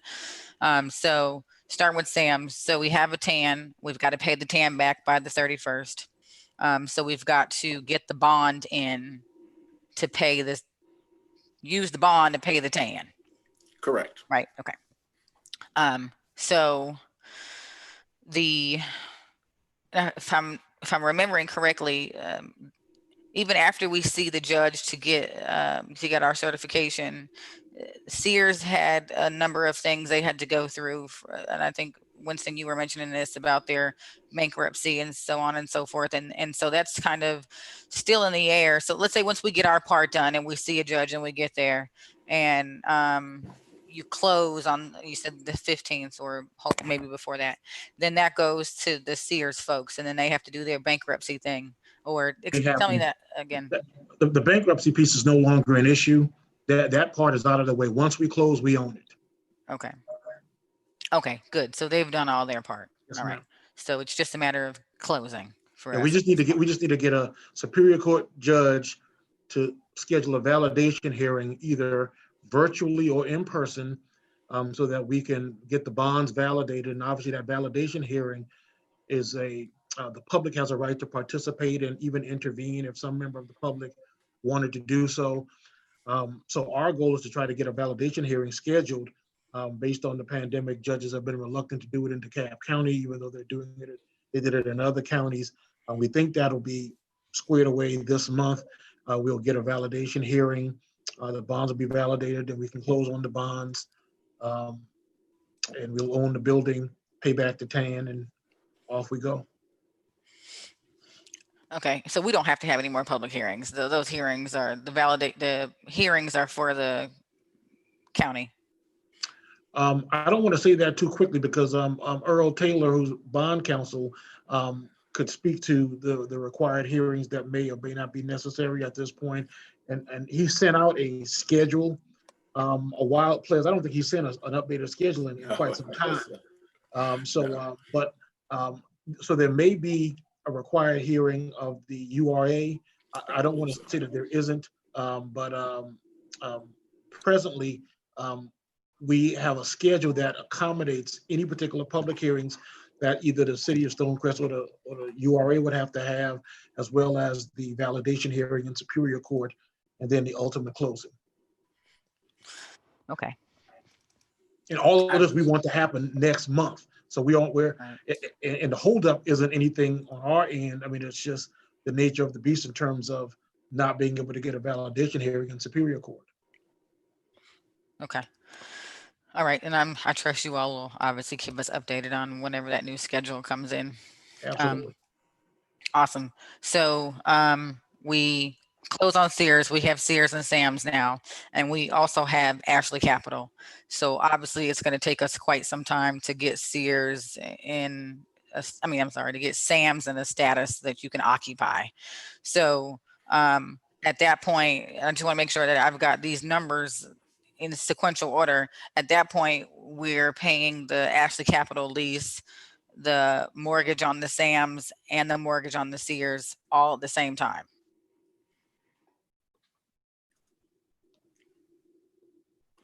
Yeah, correct. So actually part of our, the property management, with, T. Dallas Smith, that's part of what they'll be negotiating with with Ashley Capital to, work on our exit strategy and how we'll phase out of the lease that we currently have into the new building.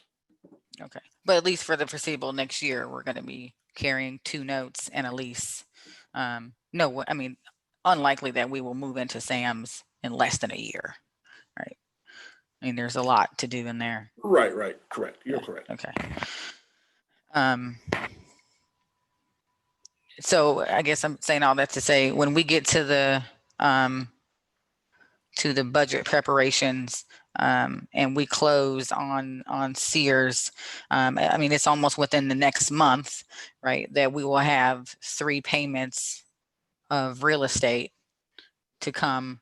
I don't know if it's 30 days or maybe it's 60 days, but I mean, if we close in July, we can consider that by September, we'll be paying 2 mortgages and a lease. So as we prepare, I guess, the mid-year budget, that I think is on our list, that we would most certainly like to see, the sooner the better, and what the numbers will look like to carry the 2 notes and the lease for the remaining of this budget year. And then obviously we'll have to consider that for the rest of the next budget year. Right? Yeah, and also keep in mind that what made this such a good deal was that the mortgages on the Sams and the Sears was approximately what we're paying for the lease for this. So it's not really 3 mortgages, but it's really the 2 payments of nearly equal amounts. Well, once we get out of Ashley Capital, it will be most certainly, but as long as we're still at Ashley Capital. No, the thing was, that's what made it such a good deal was the bond for the Sears and the Sam's Club together was approximately the same amount that we were paying for the lease for Ashley Capital. Right. Yeah. No, I understand that. I'm saying, but as long as you are still in Ashley Capital, you don't see those savings until you're out of Ashley Capital.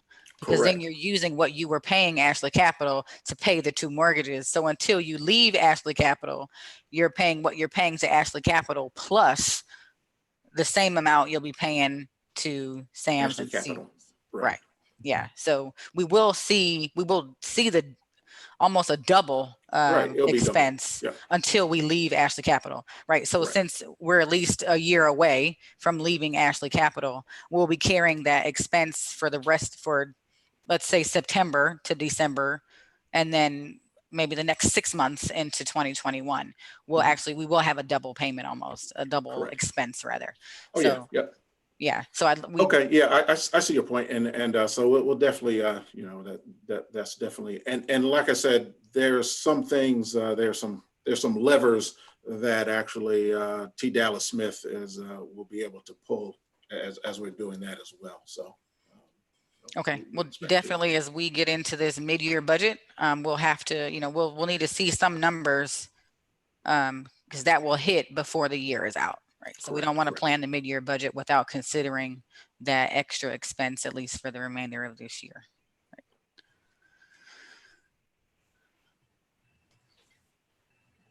Right. Okay. You mentioned using the Sears outpost as maybe a place for equipment for Public Works. I think the last time we had a conversation about the Sears outpost, there were some folks that were pulling at us to use that space. And even I think we had some folks waiting on the sideline to use the Sears building, which had a lot to do with why we wanted to purchase that building, because the expense would theoretically not be on us once it was occupied. Someone else would be covering that expense in the building that we owned. So do we still have that interest there, seeing as, we're in a mild recession, if you will, and COVID has most certainly impacted the economy all across the country. Do we still feel those interests are still there to occupy the outpost and occupy the Sears building, or are we looking like we may be starting from scratch to get some folks in those spaces? And maybe that's a better question for Clarence and Will. But it triggered me when you mentioned using the outpost. I thought we had talked about it was either in conversations with the cab about South Precinct, or even we talked about MARTA having interest in that outpost. So just curious if that's still there. Yeah. Councilwoman Cobble, if I can answer your question, both of the opportunities that we've looked at, we're still having conversation with those. It's still very positive. We're just waiting to close on the Sears building so we can move that conversation forward. Okay. All right.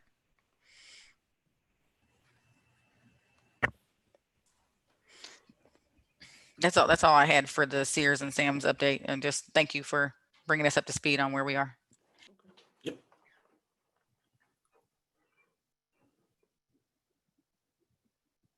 Oh, on me. The next item on here is purchasing policy updates.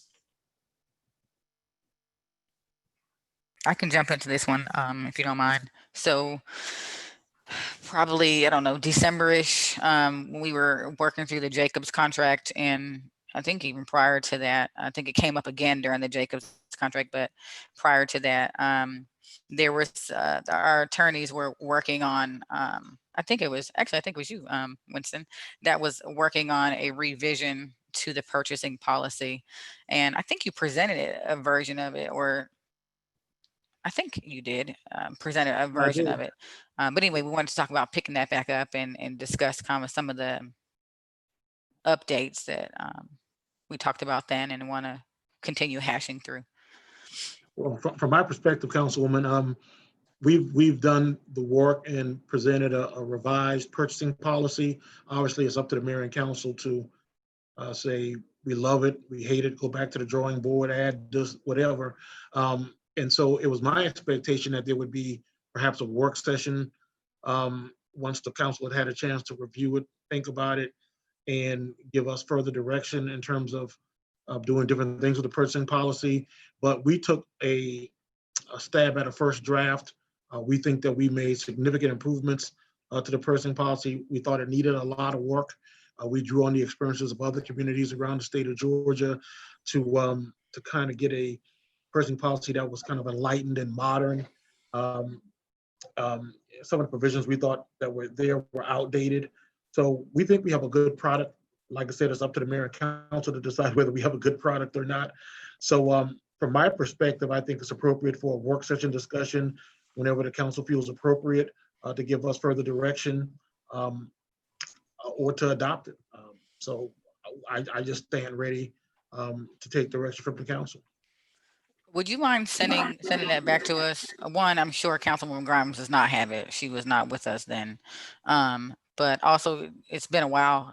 Would you mind having somebody on your team send that back to us so we can comb through it one more time? I do remember that. I do remember a discussion about it, and there was an area in the non-competitive procurement that we tightened up, but thought we could tighten up a little bit more as far as emergency purposes, and that would designate the differences in sole sourcing and things of that. I know we had a robust kind of discussion around that area, but I think some other things have kind of come up between then and now that we might want to double check if we touched on them or not in your update, and if not, maybe circle back to those. So if you wouldn't mind sending that back out to us. Absolutely. Daniel Metricardi in my firm did a lot of the heavy lifting there, but I'll have it sent to the full mayor and council tomorrow. Okay, thank you. Yep, and Pliz, if you don't mind, we definitely need to, in the next work session, maybe designate significant amount of time to that. And thank you for including me.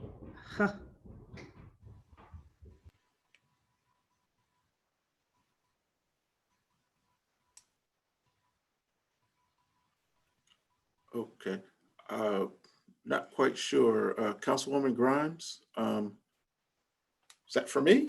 That's for everybody who has something that know that I don't have it. Thank you for including me. That's who it's for. I make no bones about it. Shucks. Oh, that was for Councilwoman Cobble. Yeah. Cobble and Winston and you and that you haven't given me. Forensic search. Sure. See, y'all are gonna give Councilwoman Grimes a complex. Yeah. She's You're right. You're absolutely Okay. right. And I'm gonna write it down and have Winston to look over it. making her feel like a stepchild out here. I have a comment for the attorney. With the purchasing policy, I know that this was a part of what we were working with the procurement officer. And there was a policy already in place, and we were aware that it needed to be updated. And with the update, do you have a red line version so we can see what was changed from the old version to the recommended version? That would help a lot in terms of going through it. Yeah, I think we do. I'm almost certain we do, because we always try to keep that red line, because obviously if you don't track the changes, it's very, very difficult to look at. I mean, for obvious reasons, we try to keep a red line. I want to say we do. And if we do, we'll definitely send the red line, and then kind of the new clean copy. Okay, all right.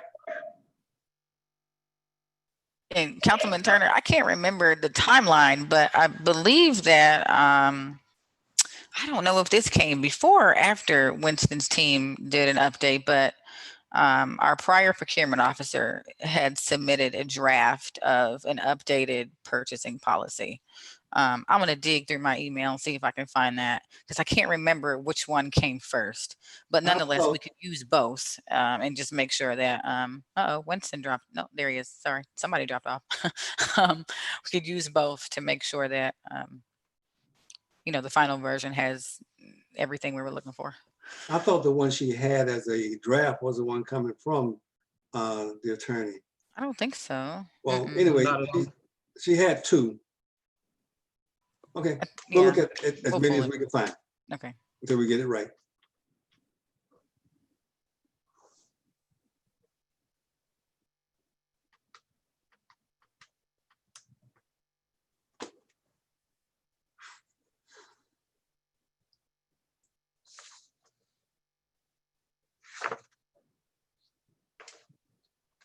Or was that, did we exhaust the purchasing policy updates? So. Excuse me? Yeah, I think we're good on that one. Oh, okay. The next was an amendment to the Jacobs contract. Let me see. Yep. So I think this has come up some other time as well, but so somewhere in the very beginning of that contract, it says that it refers to a city representative, and I guess that's the person that that the contractor takes direction from, or liaison, if you will, I guess is a better word for it. So what had always been interesting, at least to me, is when the city manager, so I guess you would typically have the city manager would be the city representative, because when you're not using a third party company, your city manager kind of is the person that's the go-between for your contracts. But when the city manager is assigned by the contractor, in that sense, the contractor is managing its own contract. And I think we've had this discussion here and there in a few of the work sessions or council meetings. But we wanted to really look back at that again, because or at least have some conversation around it. And maybe this is a better time for Winston, for you to jump in and me to stop talking. But there seems to be something here where the contractor is managing its own contract. Yeah, and actually, I did bring this, because I didn't have a historical view of it. But actually, I actually went back to Wayne Wright, and actually, that's what's stated in that first section of the contract, that when the contractor is if the city manager is a contractor with Jacobs, then the city representative is the mayor. And I believe it should be stated as such in the Like I said, in the first section of the contract. Unfortunately, I just don't have that right here at my fingertips. But you know, that he was really quick. He was like, "Oh, that's in the first section." Right. So I pulled a contract and I'll pull it again. That's actually kind of where I copied and pasted that on there, but I don't remember, not unless that's in maybe the newest amendment. But I swore I had all three amendments Oh, pulled okay. up, Yeah. and it did not go into that detail. Okay. Now he mentioned that it was in the original. That it was in the original version. Right. Yeah. Because the second and third amendments are like one page. Right. Only Right. the Right. first one has some meat to it. So what? So that this. So what I'll do is let me do this. Let me get back with Wayne. Let me get a copy of it, and we'll just validate it. But he was pretty adamant. I mean, when I mentioned it, he knew right offhand. You know that's the way it was set up. Yeah, well, we've definitely had many conversations about it, so I wouldn't be surprised if it was on the top of his head. I got it pulled up. Because if it's in there, then obviously there's no need to have this conversation.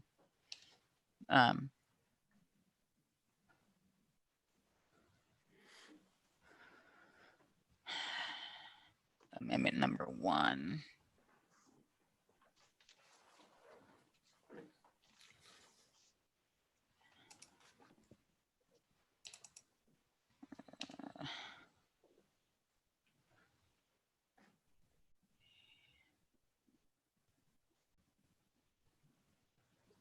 While you're looking for that, I would add that the representative for the city somehow should keep the council apprised as to any negotiations, changes, or modifications by way of the contractor, such that we can be.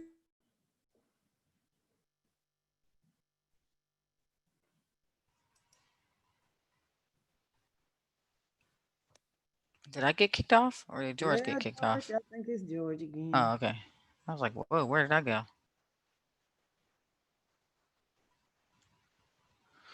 We lost him. Up to date. Can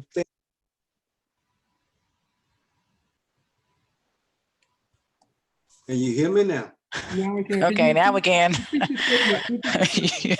You left us for a second. That's about the 7th or 8th time. I'm having some issues here. And what speed is your internet, man? Dial up. Wow. Man, Don't let people touch the internet. 514K baud or something there. Yeah. What I was saying was that the real concern is that council is apprised as to any negotiation with the contractor. It's brought up to date as to any information that goes between the two as a representative of the city. So I think that's something that we'll have to also address, perhaps as a charter issue and ordinance issue, so we can be kept up to date and not see things having changed that we didn't expect. Yeah. If you could, I just looked back at my notes. It looks like it was in section 1.2. Yeah, yep. I'm looking at it too. I was trying to find whatever section 5.1 was, but it is in 1.2 in the definitions.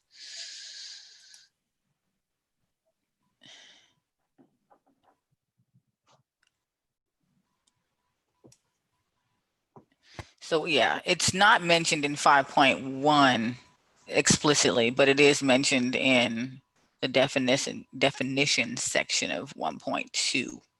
Okay. And what does that say? What does it say? 1.2 or 5.1? No, 1.2.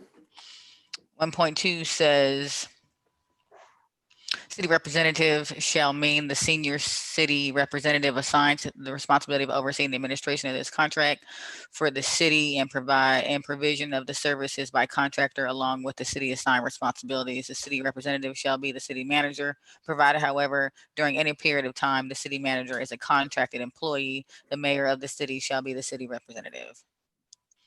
So it's outlined in 1.2. It's not mentioned in 5.1, which also speaks to the city representative. Oh, okay. Okay. yeah. Yeah, you just got to carry over the definition, I guess, when you're reading the 5.1 section. Yeah, yeah. If you're having a problem with your short-term memory, you may have maybe an issue there. Yeah, or if you're just searching the document, just gotta make sure you look at both. So, okay, I'm good on that. That was the biggest issue for me, is a contractor managing its own contract. Oh yeah, So we're good there. That's definitely if you can get away with it, right? Yeah, it still happens in theory, which I guess is just the way it is when you have a contractor. Still your city manager, kind of is the person that's overseeing the contract. They are the day-to-day kind of go-to. So in theory, it's still being managed by the contractor, which I think the longer you do it, it creates that kind of tug of war between serving more than one God. You want to serve the city because that's who you represent, but technically you represent the contractor, right? So it's kind of a tug of war when you are the contractor overseeing the contract. So in its practical form, you are kind of overseeing your own contract because you are the contract kind of liaison or on-site manager, I guess, of that assignment. But I don't know how you get around that unless you just no longer with the contractor.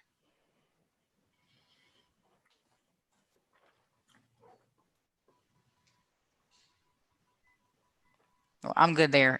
I'm done. I'll mute so somebody else.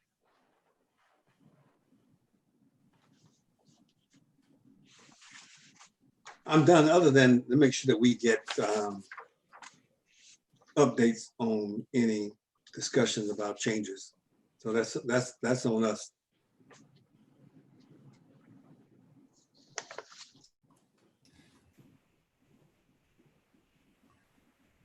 Okay. Folks, I have a hard stop at 6. So it's 3 till, 2 till. So whatever you guys want to do from here, what you do.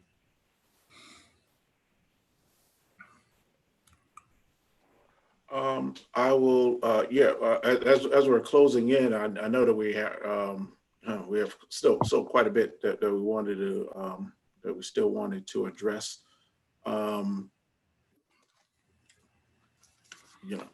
What's your pleasure?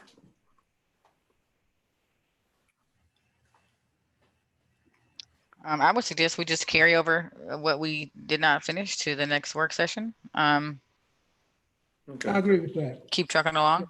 Keep moving forward until we accomplish all these Okay. points that we want to make, all these numbers here. Awesome. I would like to announce that earlier today, Megan and I did have an opportunity to interview a couple of finance manager candidates. We do understand, the extreme urgency of getting somebody on board to handle that function, and so we're moving with all deliberate haste to get somebody on board. If we can get that person on board next week, that's what we're really slogging to do. So, and one of the candidates is a Albany State alumni. Well, you're on the right direction. Going down the right path. He was a very strong candidate, I must admit. Good. Always happy to see Golden Rams. Are you going to send us those resumes maybe, or the information about them? Yeah, I'd love to do that. That was actually going to be my next question. I know it's down on the list. It's not quite up next, but since it is a council appointment, we definitely needed to talk about, are we okay with that person being a part of the Jacobs contract? Do we want that to be a firm? Do we want that to be an independent contractor? So obviously the last one was a firm.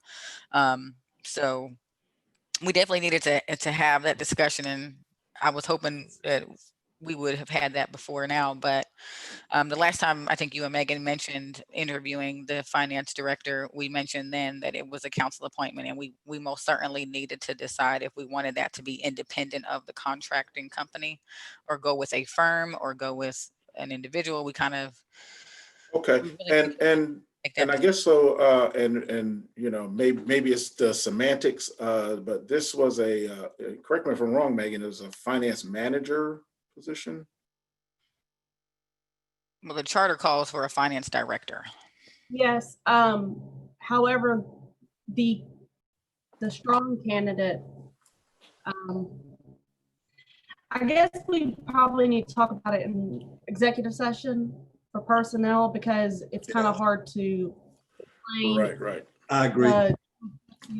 Okay. Yeah, So how about but what we'll do is I'll share the resumes. I'll make sure I can share the resumes and do that. We have and we'll be working. The main thing is we want to get somebody in here ASAP. So that's the first, that's our critical path, to be honest with you.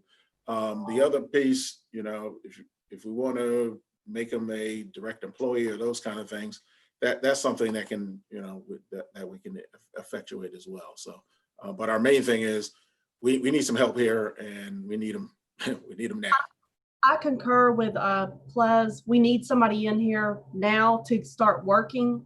If the mayor and council choose to appoint that person as finance director in the future, that's great, but we need somebody here now working on the stuff that even a accounting manager could do.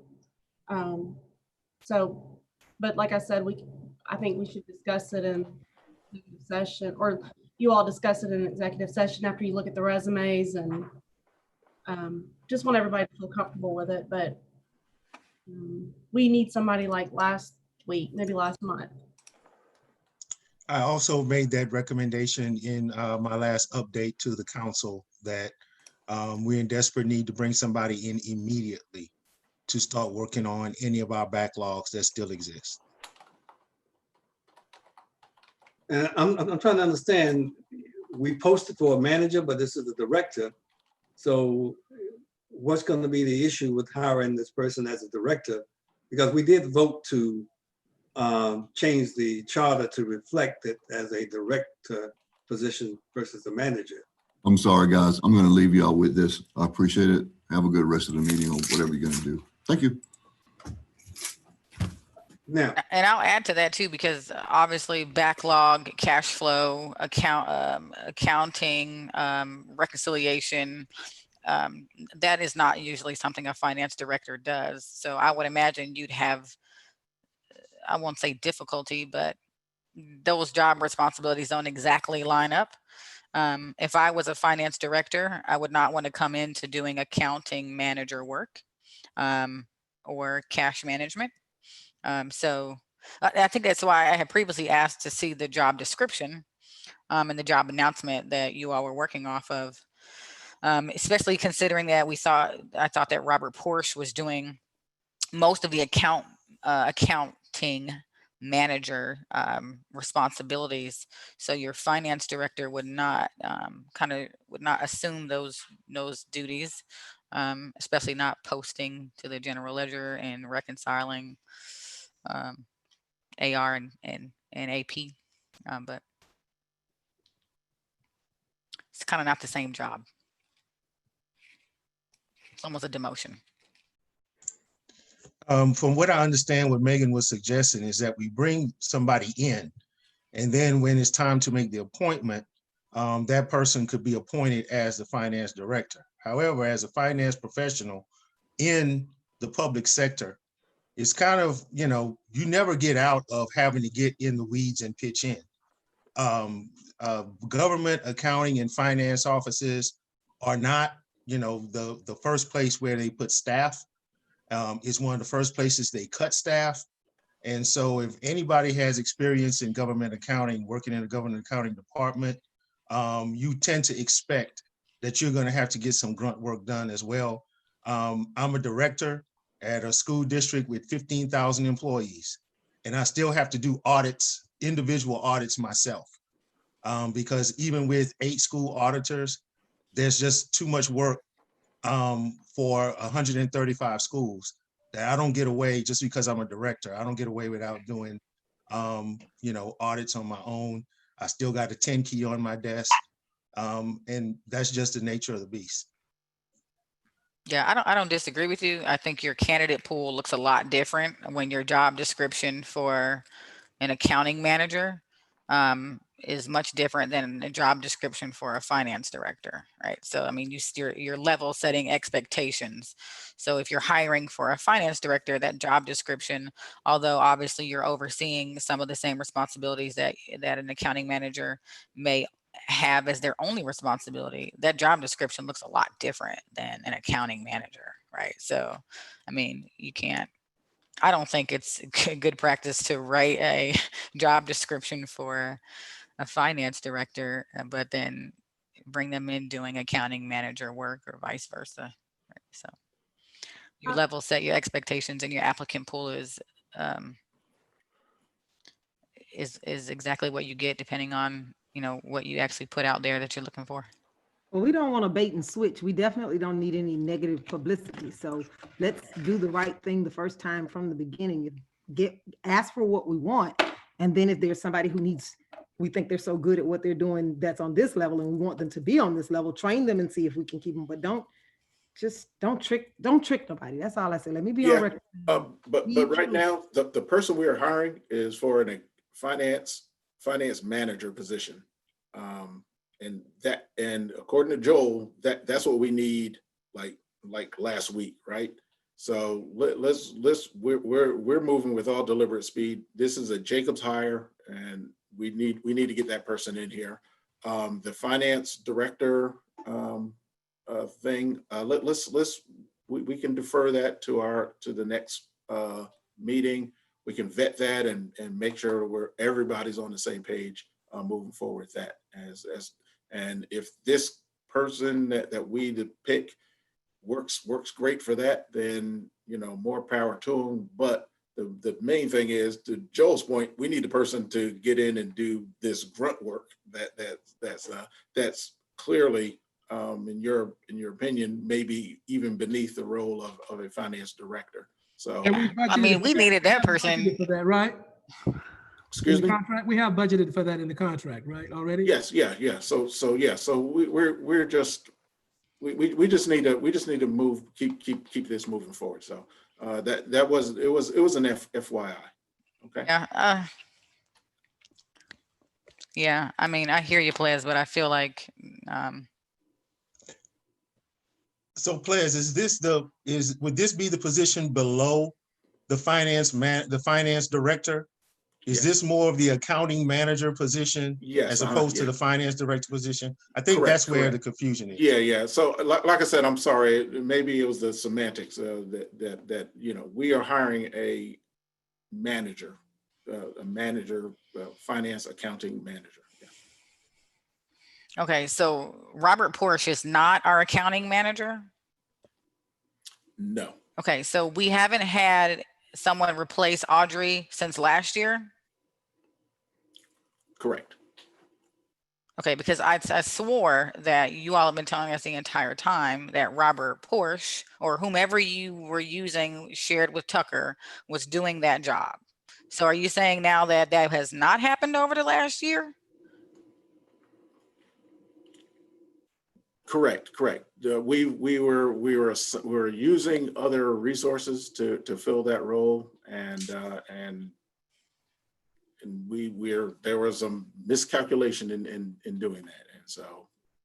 However, Robert has helped us get through this audit. I mean, he's even listed on the attachment that Wayne gave us with the contract amendment last year when we asked for the jobs and the roles. He's listed there as accounting manager role shared at Tucker. So And that's the story you all have been giving us the entire time. So you're definitely saying that that has not been the case, which is alarming. Well, he was supposed to be spending 1/3 of the time here, which is not enough time to spend to do the accounting manager position. Oh, no doubt. I think we were the ones that were telling you all that 1/3, that shared position, that was not good enough, that we needed to replace Audrey ASAP. And you all were the ones that were telling us that you could do without it. And if I'm not mistaken, Megan, you were taking on a lot of those roles. And I think one meeting, Joel got up and told Julian that there were things that should be separated and that you should not be doing some of the things that you were doing. But you all had kind of made a decision that you would work the staff the way you were working it because you didn't need to fill that position immediately. So now you're kind of coming back around saying, Councilwoman, yeah, I think you just said it there. Julian Jackson made that decision, and we're now seeing that there may have been some miscalculations in using that approach that he decided to use. That ain't gonna cut it, please. I've been preaching this story, man. Jasmine, Putting it on Julie ain't gonna cut it, man. Come on, Jasmine. That ain't gonna work. Come on. He's not here to defend himself. Let's not call names. Yeah. No, I've been preaching this in a long time. But all right. So okay, let's circle back to that. So you need to fill Audrey's spot. So you still don't have a Bates and Carter, right? At some point you said they either stop doing the work or we stop working with them. So there are two positions independent of each other, right? You need an accounting manager and you still don't have by charter a finance director.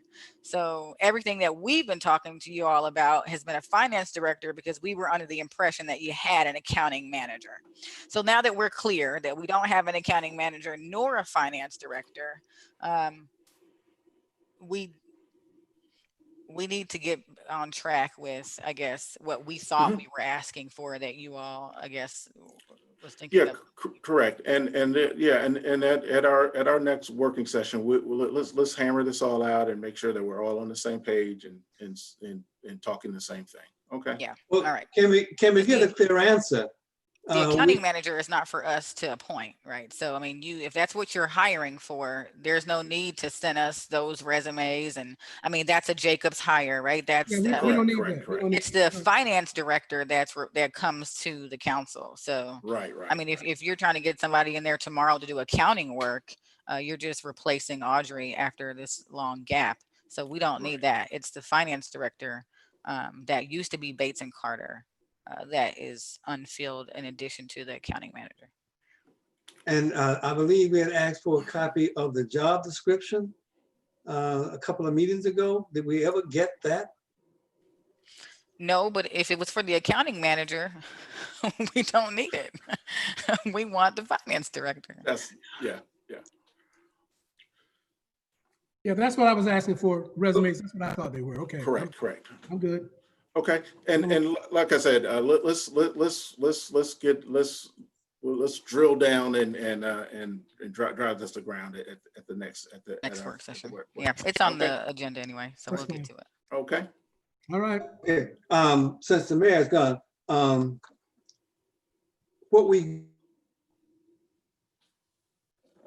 he's gone now. Oh boy. We got to get George some Wi-Fi. Okay, the other Councilman Turner, what was he about to say? I have no idea. We got to get George off that Ethernet. He's in a hotspot or something. He's still gone. He's still logged in. There he is. Okay, here we go. Is that him? Am I there? Yeah. Okay. You're back. Okay, you're back. We lost you. Unstable internet. The agenda we got for this meeting was different from the agenda that we left off from the last meeting.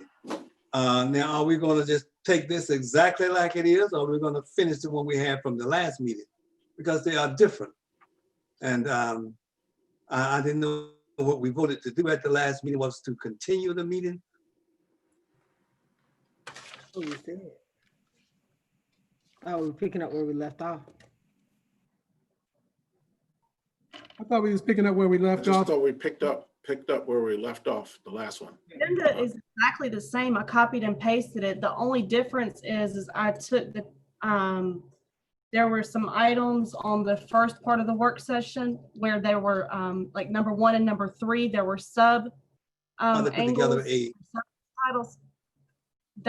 I took the subtitles out of there, the ones we did not get to go over, and put those in. So number 1 was transportation master plan update.